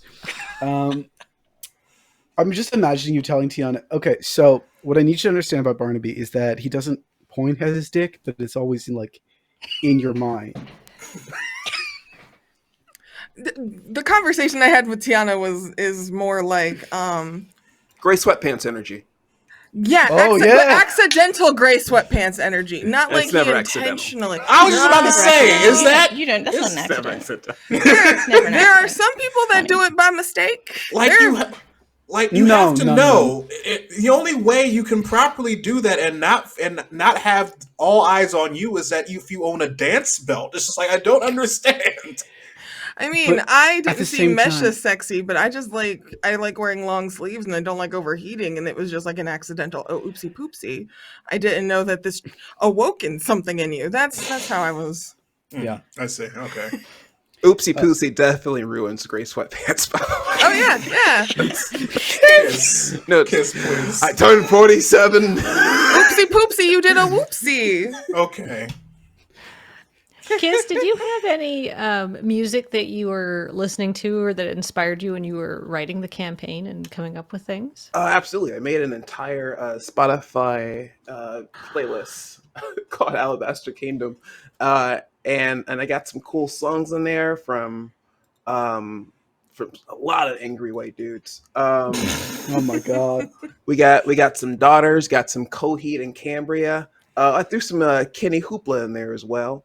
But it was an idea of the progression of the story if it stayed on rails through the course of it. It didn't happen the way that the audio tapestry I provided, but nonetheless, the themes are still inspired. And if you like some post-hardcore, some punk, and a little bit of ink spots, boy howdy, you'll enjoy the Alabaster Kingdom Spotify playlist. Please follow us on Spotify. Spotify. I just wish we could put the Motown Nickelback tribute on there because that is funny. Kiss found an Yes. incredible video. I'm surprised they don't have like that cover band has been around for a while. They should have like Spotify covers, or at least covers on Spotify. Yeah, Postmodern Jukebox. Yeah. Check them out. Or don't. Here's- Listen to our So podcast good. instead. I actually have questions for Kiss, if folks don't mind. And it concerns a character known as Reba, aka Rebecca Massageblanc. Because I'm not going to call shit out that happened behind the scenes, except for one thing, because that's not fair. But like, I remember you saying, "Oh, it sucks that I don't have art for her." Because I don't think you expected her to take such a central story for the last episode. No, that wasn't the expected big bad end. It was going to be Fox News, Captain Fox News. But yeah. And it was like it was a toss up between that character, Fox News, or just like a general grunt type of like villain. But yeah, it was this close to choosing the character too. And I think at one point Kathleen expressed like, "Oh, if only we had to get one more in as well." But yeah. Okay, Season 2? I You mean, already killed she's her. dead. No, I mean, I'm just no. Whoa, there's whoa, whoa. Flashbacks. Go back. No, go back and listen.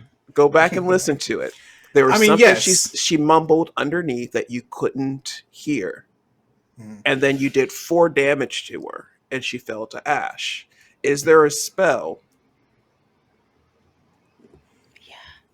There's also like the fact that she appropriates so well. Like I think a spell like some of the 9th level spells allow you to just hop bodies, right? And if she may not have that power individually, but she could have collected that power over a long period of time, stored it somewhere. There's ways, but so here's my big question to you, because that wasn't the big question. This is the big question. When did you decide that she was going to be Kojak's patron? Because I didn't know. Uh-oh. Surprise, everyone! You don't understand how I felt when the pieces fit. I gotta throw a Tool song on this. Oh my god! Thank you, Kathleen. I'm so sorry. But I've been waiting for that moment forever. I need to know. Listen, I know that it mostly impacts you, but same. I have also been waiting. Okay, so some people are like, "Wow, a lawnmower went past. What happened?" I asked Kiss. I asked Kiss. That was the me. question. I'm the lawnmower. We are all the lawnmower inside. Right? Inside you are 2 lawnmowers. One is a push, one is a rider. Oh God. Oh dear. So I asked Kiss the question. Oh, it's John Deere. Oh, good Lord. When did you decide that Reba was Kojak's patron? Because I didn't. There were a few things that led to it.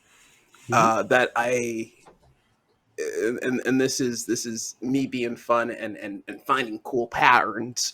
But when the entire group decided to have some sort of amnesia or forgetfulness tied into their characters outside of y'all knowing what the curse was going to be, that was fun. And it kind of left some things open for me of kind of like, oh, there's, some there's some cool plot holes for me to kind of jump through, a la Kate and Leopold. But it was that, the grand blank check you gave me of not having a backstory, but also just the rails and little clues I set going along the way hit so nicely. And once again, going back to just like the play style everyone has, it was one of those things of like, if you give me nothing else, this is it. So what wasn't that big complicated or big brain beyond just kind of it's fun improv. It is. Take a workshop. Don't take a workshop. The worst people take workshops there. Take a writing class. Safer. I remember when you DM'd me that, and I was just like, "What? Okay, yeah, sure, I can work with that." Which is something that I think some players don't feel not excited. What's the word? They don't feel like powerful enough to do sometimes, to give the reins to someone else. But yeah, I gave you a blank check. I totally gave you a blank check. And when I heard the results come in, I was like, oh, I know all the things. I suddenly know his entire relationship with this person. This is great. And that led to the crashing moment of breaking that weapon. It was entirely because, like, the moment you said that, I'm like, oh, so this is perfect. This is the moment where they're going to have a face-off. And in that moment, Kojak is going to regret the white privilege bestowed upon them. Yeah. And it was kind of like, I'm gonna let y'all figure this out. This is wonderful. This is not how I planned this to go. Nonetheless, I enjoy the friendship that I made along the way. Shocked the pants and kilts off of everybody. Me hurriedly messaging Paul in Slack. Paul, can you please take Warlock off the overlay? And Paul, everyone, I'm not sure if chat met Paul, but Paul's been working behind the scenes here for, what is it, almost 20 years now, Paul. Paul's great. I just imagine Paul as the monkey from the end of every episode of Jimmy Neutron with the third eye. That's me. I'm Paul. I did not notice. This is the fun thing about rewatching that rewatching 5 with all of y'all. I did not notice that the overlay was changing there until we reached the naked guy phase. And then I'm like, oh wait, has it been changing this whole time? That's where all the dad jokes that we were reacting to in real time came from. Mm-hmm. Mm-hmm. It was Paul was a So wizard, good. a literal wizard. But then again, so is everyone else here. So Yeah. we are the true wizards of the coast. Tis I. I mean, I live near the Great Lakes, so I guess that counts as a coast. There was a question about the Loading Ready Run community. Should we answer that one? Yeah, not Kane nor Abel wanted to know, did anybody here know about the lure community before this? And what do you think of the lure community now? I did not, but now I do. And I like them. Also me. Same. Y'all are great.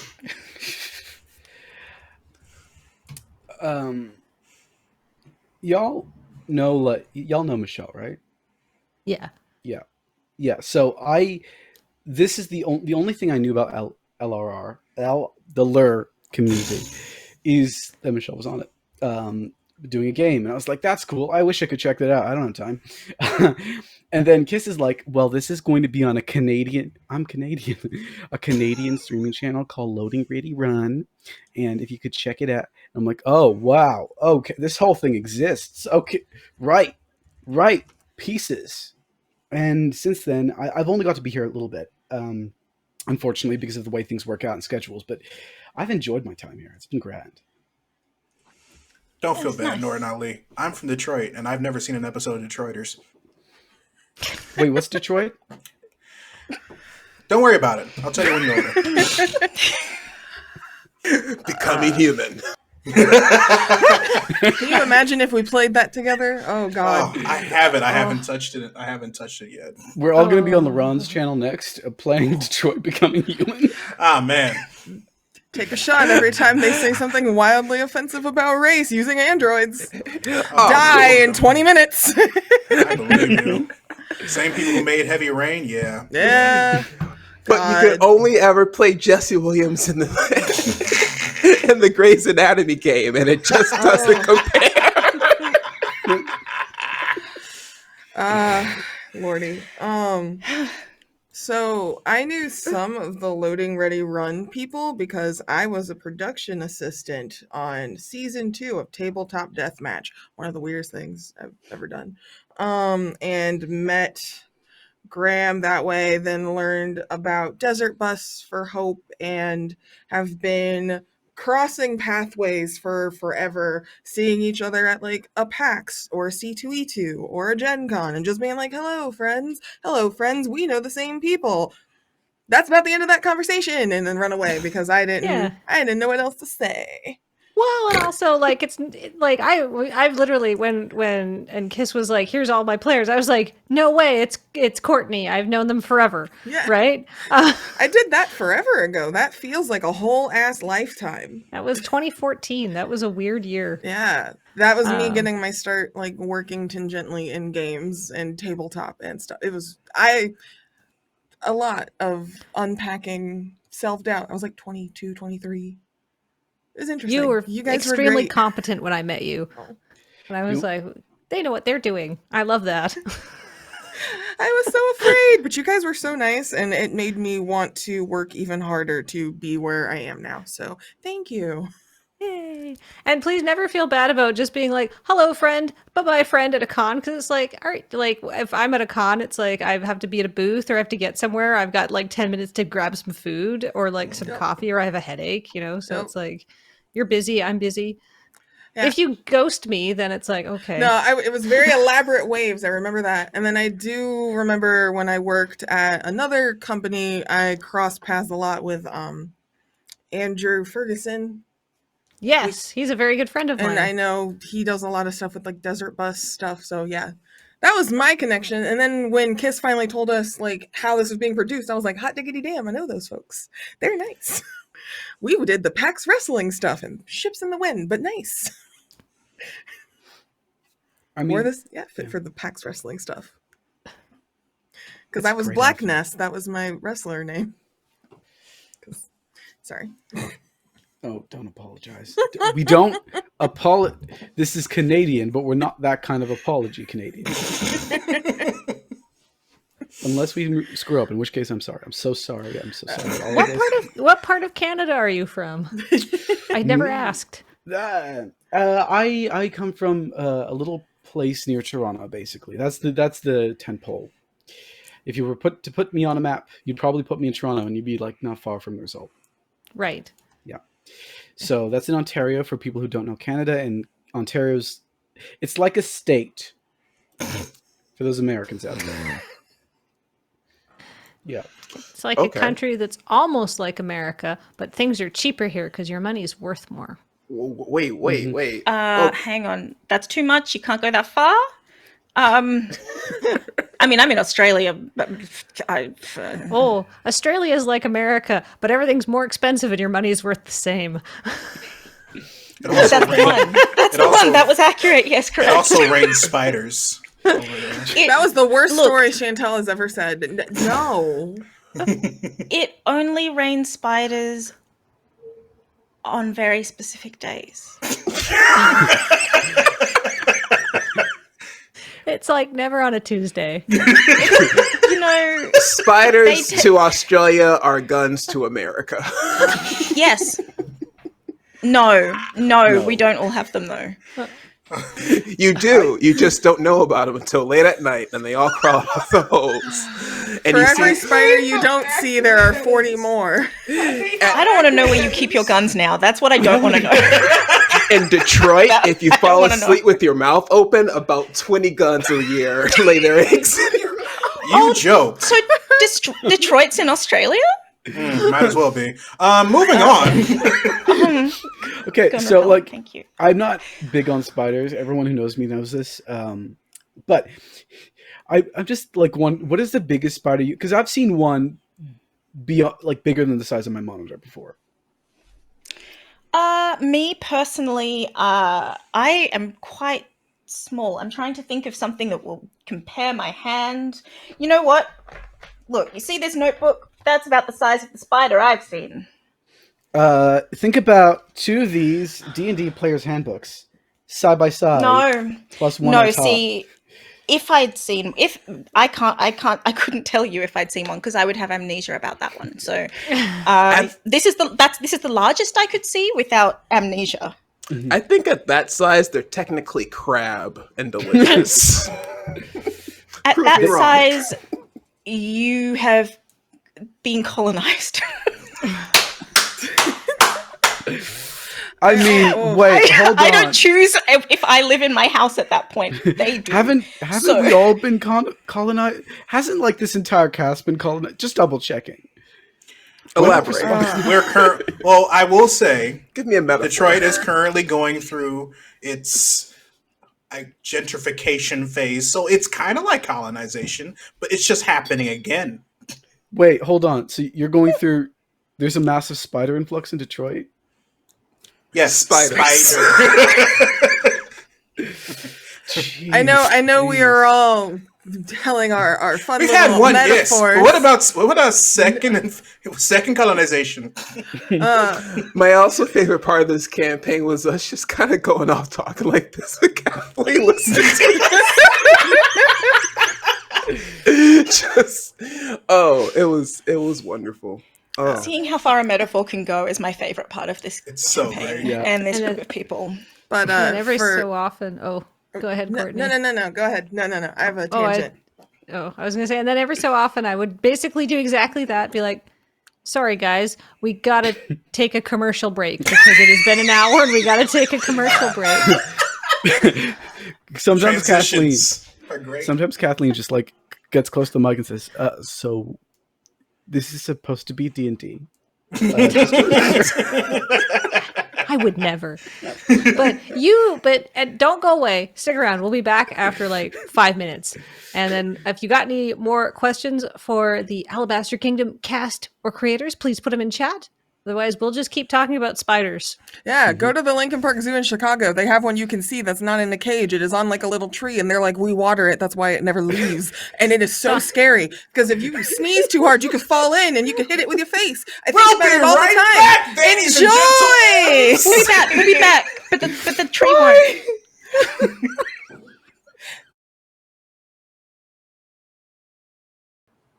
Hello, everyone. We are back for the thrilling conclusion of this Q&A episode of the Alabaster Kingdom Chat and Chew, where we're getting together and chewing off screen because we don't want to do it into the microphones, but also chatting about characters and favorite moments and stuff.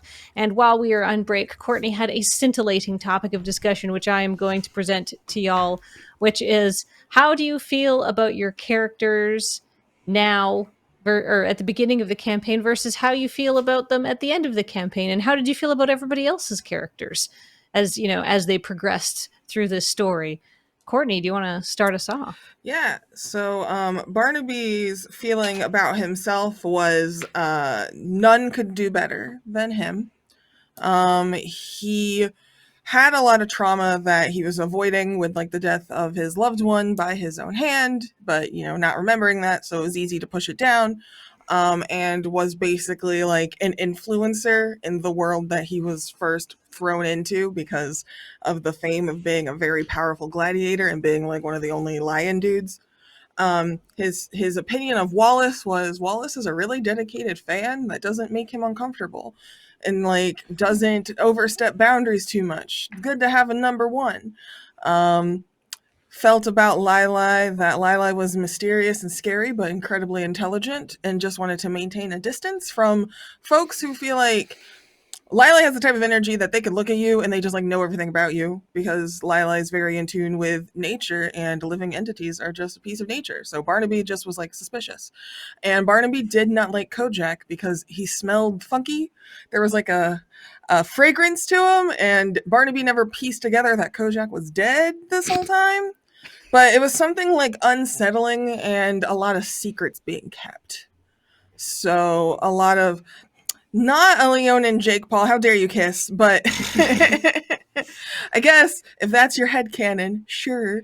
But Barnaby had a real dislike of Kojak, but couldn't understand what exactly it was because of the secrets and just like something being slightly off.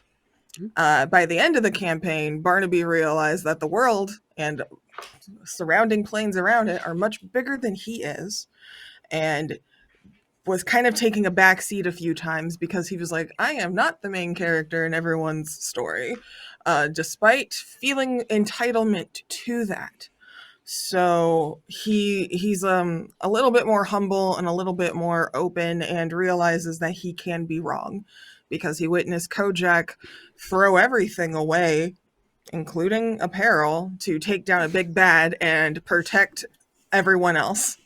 And that was a surprise to Barnaby. Like, they had a moment where Barnaby was like, less secrets, I would like to be your friend. And then was like, damn, okay, you bear it all. Got it. We're But buddies. not the accessories, though. Yeah, He kept no. the accessories. Bracers, boots, Bracers and body stay hair. on. Yeah. So Barnaby's opinion of Kojak, I would say, changed the most drastically. Barnaby still has fear of Lili because I believe we were falling out the window as Lili was becoming the sun, but that radiance was not missed. These So things happen. yeah, Barnaby, I believe, now desires to be closer to Lili because now he doesn't feel as intimidated by all of the identities within that one tiny druid body. Because Lili would change just enough that, it's like when someone, like your mom gets a haircut and she's like, notice anything different? And you're like, okay, there's something. You lost 2 inches of hair. It was very subtle. What else is different? It was like kind of that energy. So Lili, I think, is the person that Barnaby wants to most get to know in future campaigns. And then Wallace described their relationship as like a calm and a storm. And Barnaby is taking that as a way of changing his own way of responding to the world. So Barnaby's not the type to have said, I love you yet. So Wallace might be the first person to hear that. I've gathered. So yeah. So that's how that's kind of going. Like being with Wallace is like Barnaby's first time going, you know what? Maybe I could honor family by starting my own with this guy. Just like processing it.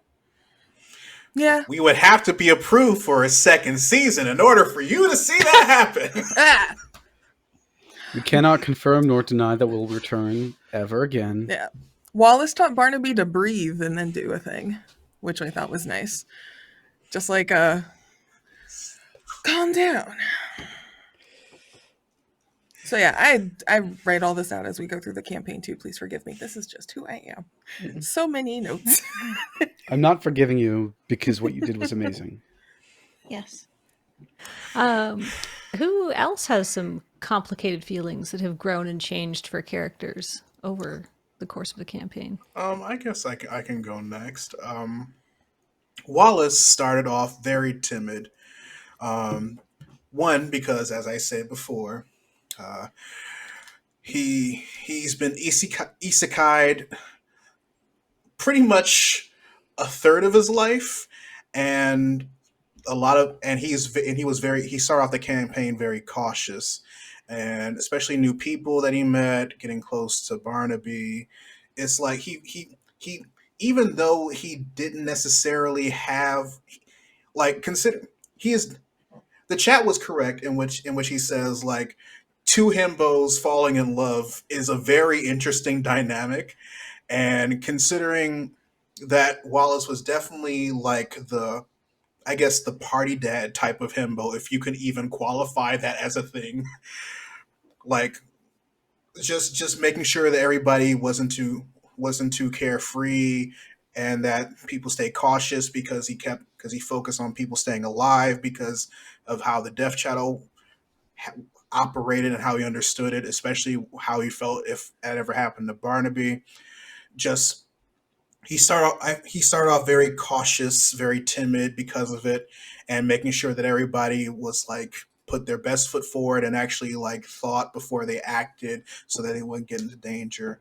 Um, Thoughts about Lili were always like, I think Chantel and I actually had this discussion regarding whether or not our dynamic was at the beginning of the campaign. It was like because of the death shadow and because of his experiences and his origin, uh, Lili was always that individual who you always see at the work function,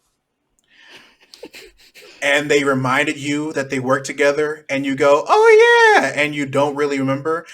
Wallace was actually the individual. Wallace actually remembers, but that's about it. It's like he doesn't disappoint that aspect, but anything else, it's kind of like it wasn't enough interaction to warrant like genuine relationship slash like friendship type things. And it was so, which is why I was glad that there was a bit of interaction over the course, especially the whole especially the whole do you think that's their dad bit. I specifically wanted to utilize that with Lili. um, uh, Kojak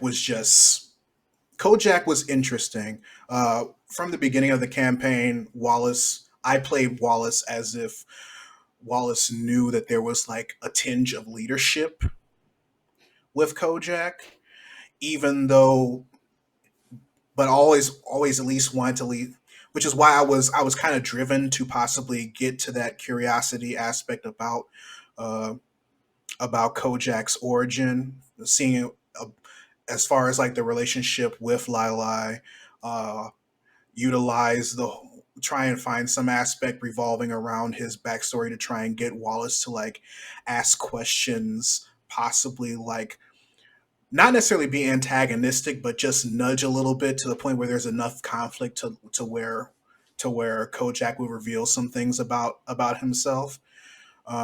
Never really got to that part, but I'm glad that we got to the point where we did, because uh, there was definitely a lot more respect by the end of the campaign, especially because of what how Kojak decided to interact with Wallace, and from what he was able to see, and then just seeing how they worked in tandem with each other with the whole team Todoroki slash Icy Hot bit at the end of episode 4. Um, so that's where he is. It's always a tinge of leadership, more respect for the decisions and how he acts, and with Lila, just glad that they have like more of a connection. Not necessarily, still doesn't remember all the work projects that they worked on before, but at least glad that at least we're establishing something now. And then there's Barnaby, and I think we've already said enough about these two. But as far as like the timidness, Wallace always wanted to be close to Barnaby in a way where, because of how he was romantically attracted to Barnaby, that was not necessarily beneficial to him, but beneficial to Barnaby as well. The whole tail bit at the beginning was kind of like his way of like testing, that whole like, you've been on a couple of dates. Should I hold their hand? Should I not hold their hand? How will they feel about it? Will they reject? Is it time yet? Things like that. At the same time, still feels like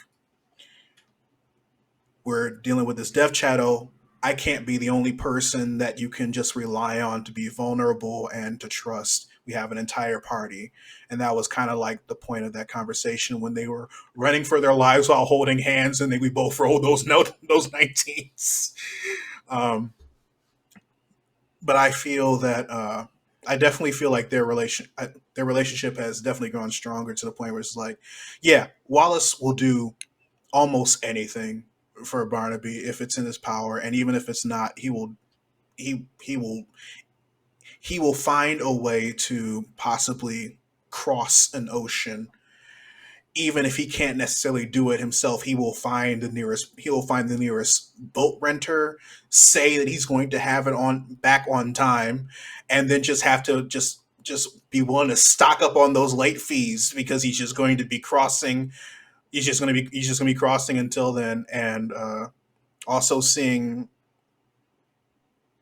Barnaby's growth as far as like being able to trust both the party, both himself, and be more vulnerable and being willing to like just accept. And then of course with Wallace, it's the whole confidence, it's the whole getting out of that I can't be scared or worried about everything all the time. I have to take initiative with some things. I have to I can't just stay this way if I want true change. I have to actually take initiative, initiative, and like actually go about seeing the change that I want, not in both how I want people to perceive me and how I want to be treated. And that's basically what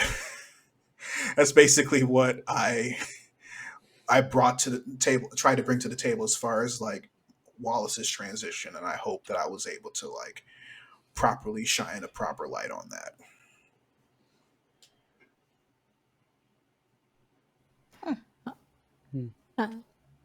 Anybody else want to jump in there? I was just about to say, were you able to hear all of that?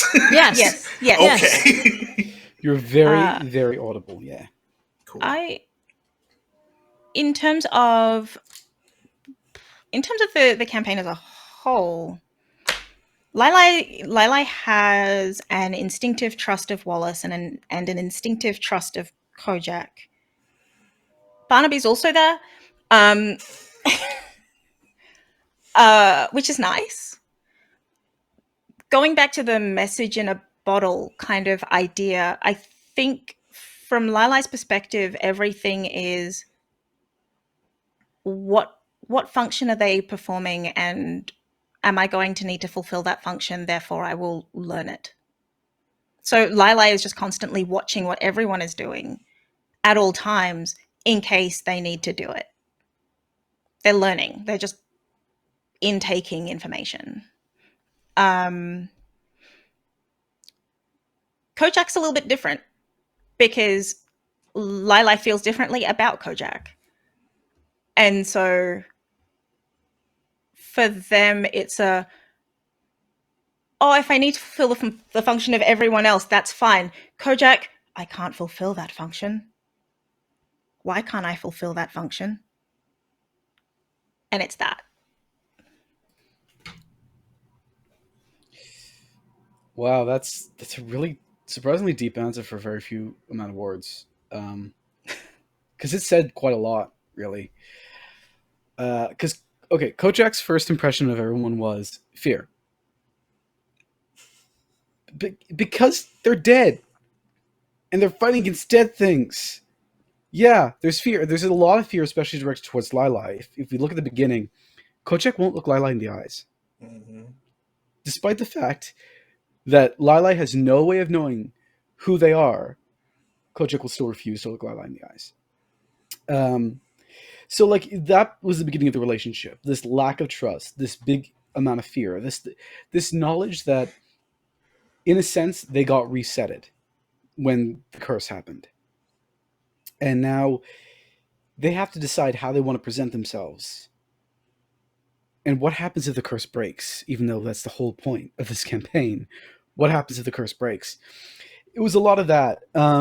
So just anxiety, fear, that kind of thing. It was very, with the exception of Lila, to which it was heightened for reasons. For Barnaby and Wallace, it was just the normal level of, I'm afraid of the living and what they might do. Right? Although he's still a very caring person, but there was still that fear. By the end of the campaign, I can run down a list for you. Wallace, definitely a person who's a bit too chaotic to function, but such a great heart, you can't fault him for it. No, Barnaby. That was Barnaby. Hold on, I keep on. No, we got who you talk about. Getting your himbos mixed up. It happens all the time. We're already in the middle of switching personalities. We've already talked about it. Barnaby, too chaotic to function. Big heart, you can't blame him. Dangerous in the wrong situation to both himself and others. Wallace, too thinky, and thus dangerous to himself and others, but has just a genuine warmth and thoughtfulness about him that lights up a room if he gives himself a shot. Too fearful for his own good. It's because I probably missed a firebolt. Yeah, probably. Lila, there is no words that can describe Kojak's relationship in their own perception with Lila. Because they're the person they're still the most fearful about, and yet they're the person they cared about the most and still care about the most. Lila is both representative of the past, but also of the future.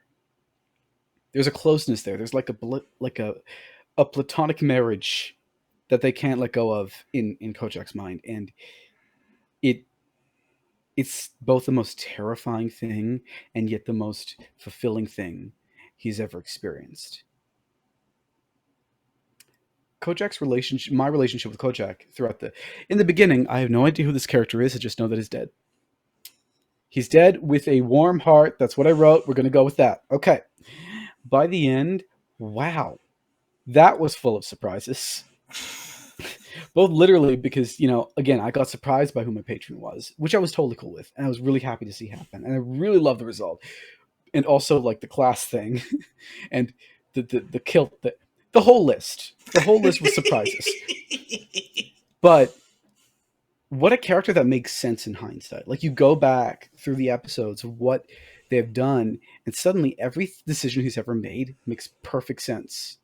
Both because of backfill, because Lord knows I tried, but also because of that instinct to be caring but fearful. That was a through line that made all those character decisions made sense. So at the end, Kojak's a fully realized person, as opposed to before. And I'm really happy I got to see that happen and play it. That does have me thinking of one final question. Chantel, if our characters died, what would Lila have taken from them? Oh, God. I don't want to answer because if we did have a season 2, then True. I would want it to be a surprise, so I can't do that. Fair. There really want to know. So all you got to Yeah. do is I you just gotta- be more do risky. Get shot up in the air. Jump out of more buildings. I got you. Say less, fam. Gonna give Wallace a fucking heart attack. Yes, exactly. LeRon, you don't know this, but we all got together before then and we're like, how are we going to make sure that Rita has a heart attack? That's the goal for this entire season. This is the reason why we need to get renewed. We still haven't gotten there yet. Yes.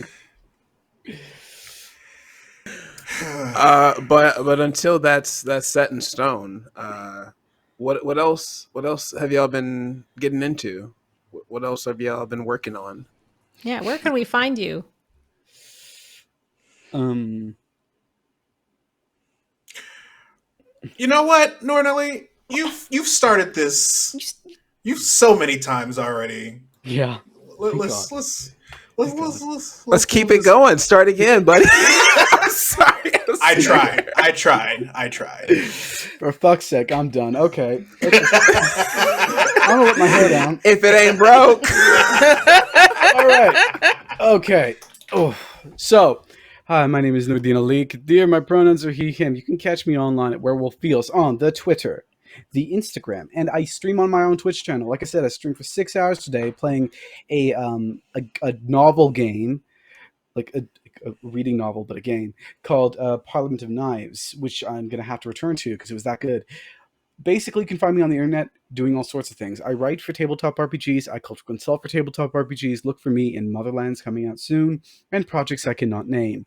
Oh, Demos Academy, that's another one. In addition to that, I play in several tabletop RPGs. On Monday, you can catch me on Gehenna Gaming's channel playing what we... Chantel is... We'll figure that out. Chantel will answer that one for me, because they're also in the game, God help me. On Thursdays, I'm in Faith Forged Academy. Faith Forged Academy. I was looking at something else. I wasn't even listening. I'm scared now. I'm going to say something. It's fine. I'm going to say something. It's going to be great. God Lord. Faith Forged Academy, noon to 2 Eastern time, playing the dragon game, Dungeons and Dragons, with some buds, as we're literally playing Dragon Riders. We literally have dragons. We're not just lying about the dungeons. There's dungeons and there's dragons. There's both in the... Both are in the game. It's rarely a chance that there's both of them at the same time. I know. I don't think you're allowed to do that. But we did it. We made it happen. You should check out Faith Forged Academy. Also, there's a special secret actual play project coming out. Not this week, but next week on Wednesday evenings. And you'll be able to find all of those on the YouTube channels. If there's conflicts, don't worry about it. They're just as good in VOD. But I can't mention the channel, but if a rooster was scabby, you could fill in that result. And we might be finding some stars. Finding some stars on a place where a rooster is scabby. Just do your own homework. You'll figure it out. I trust you. Also, follow me on Werewolf Feels on Twitter, and you'll see the result the moment I can announce it. So the prize is you get to watch an actual play with me and some amazing buds. That's All it. my for mind me. pulls up is like gross cock. I'm so confused. All I get. That's right. You can find me on the find me on Gross Cock. I love that we're like this. That's it from... Oh, I also hang out in Friends Roll Dice. I'm one of the folks who help organize that. So if you're in Friends Roll Dice, you probably won't see me because I do all the back stuff. I don't actually go on stream very often, but I do that too. That's it from me. On to Courtney. I'm trying to think of anything other than the gross chicken fighters is what I'm gonna call it. It's the Scabby Rooster channel. It's literally called the I did not Starfinder Scabby. I put it in there for you. I did the homework for you. You did a lot of it for us, but some of us are still stuck on question 1 saying 5 times 5 going what? Jeez. Oh god. Okay. Hi. Hello again. It's me. I've been here the entire time. My name is Courtney. Pronouns they, them, still. Sometimes they, he, but not today. You can find me on Twitter and on Twitch and everywhere on that name. I stream a lot on Twitch. I'm trying to make it more of a regular thing. Still doing Nancy Drew. This Friday, I'm starting Danger by Design, where Nancy goes to Paris to be a fashion designer assistant. That's going to be 10 out of 10. If you interact with my Twitch stuff, like doing follows and whatnot, this makes it light up and change and do different things. I figured out how to do that. 10 out of 10 work from me.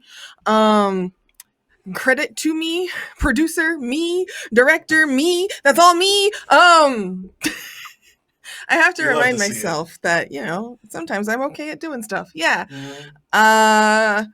I recently became community manager for Miscellaneum Studios. The Twitter for them is in the chat. The things I do don't represent my employer, but my employer is dope. It is a Black-owned game dev company, majority BIPOC, lots of queer folks. We're making a game about tend and befriend with building communities in a post-apocalyptic world, and that's all I'm gonna say. It's pretty cool. But yeah, if you would like to get me to write stuff, just tell me on Twitter, and I'll figure out like a fan house coffee situation and do some editing and actually make it really nice.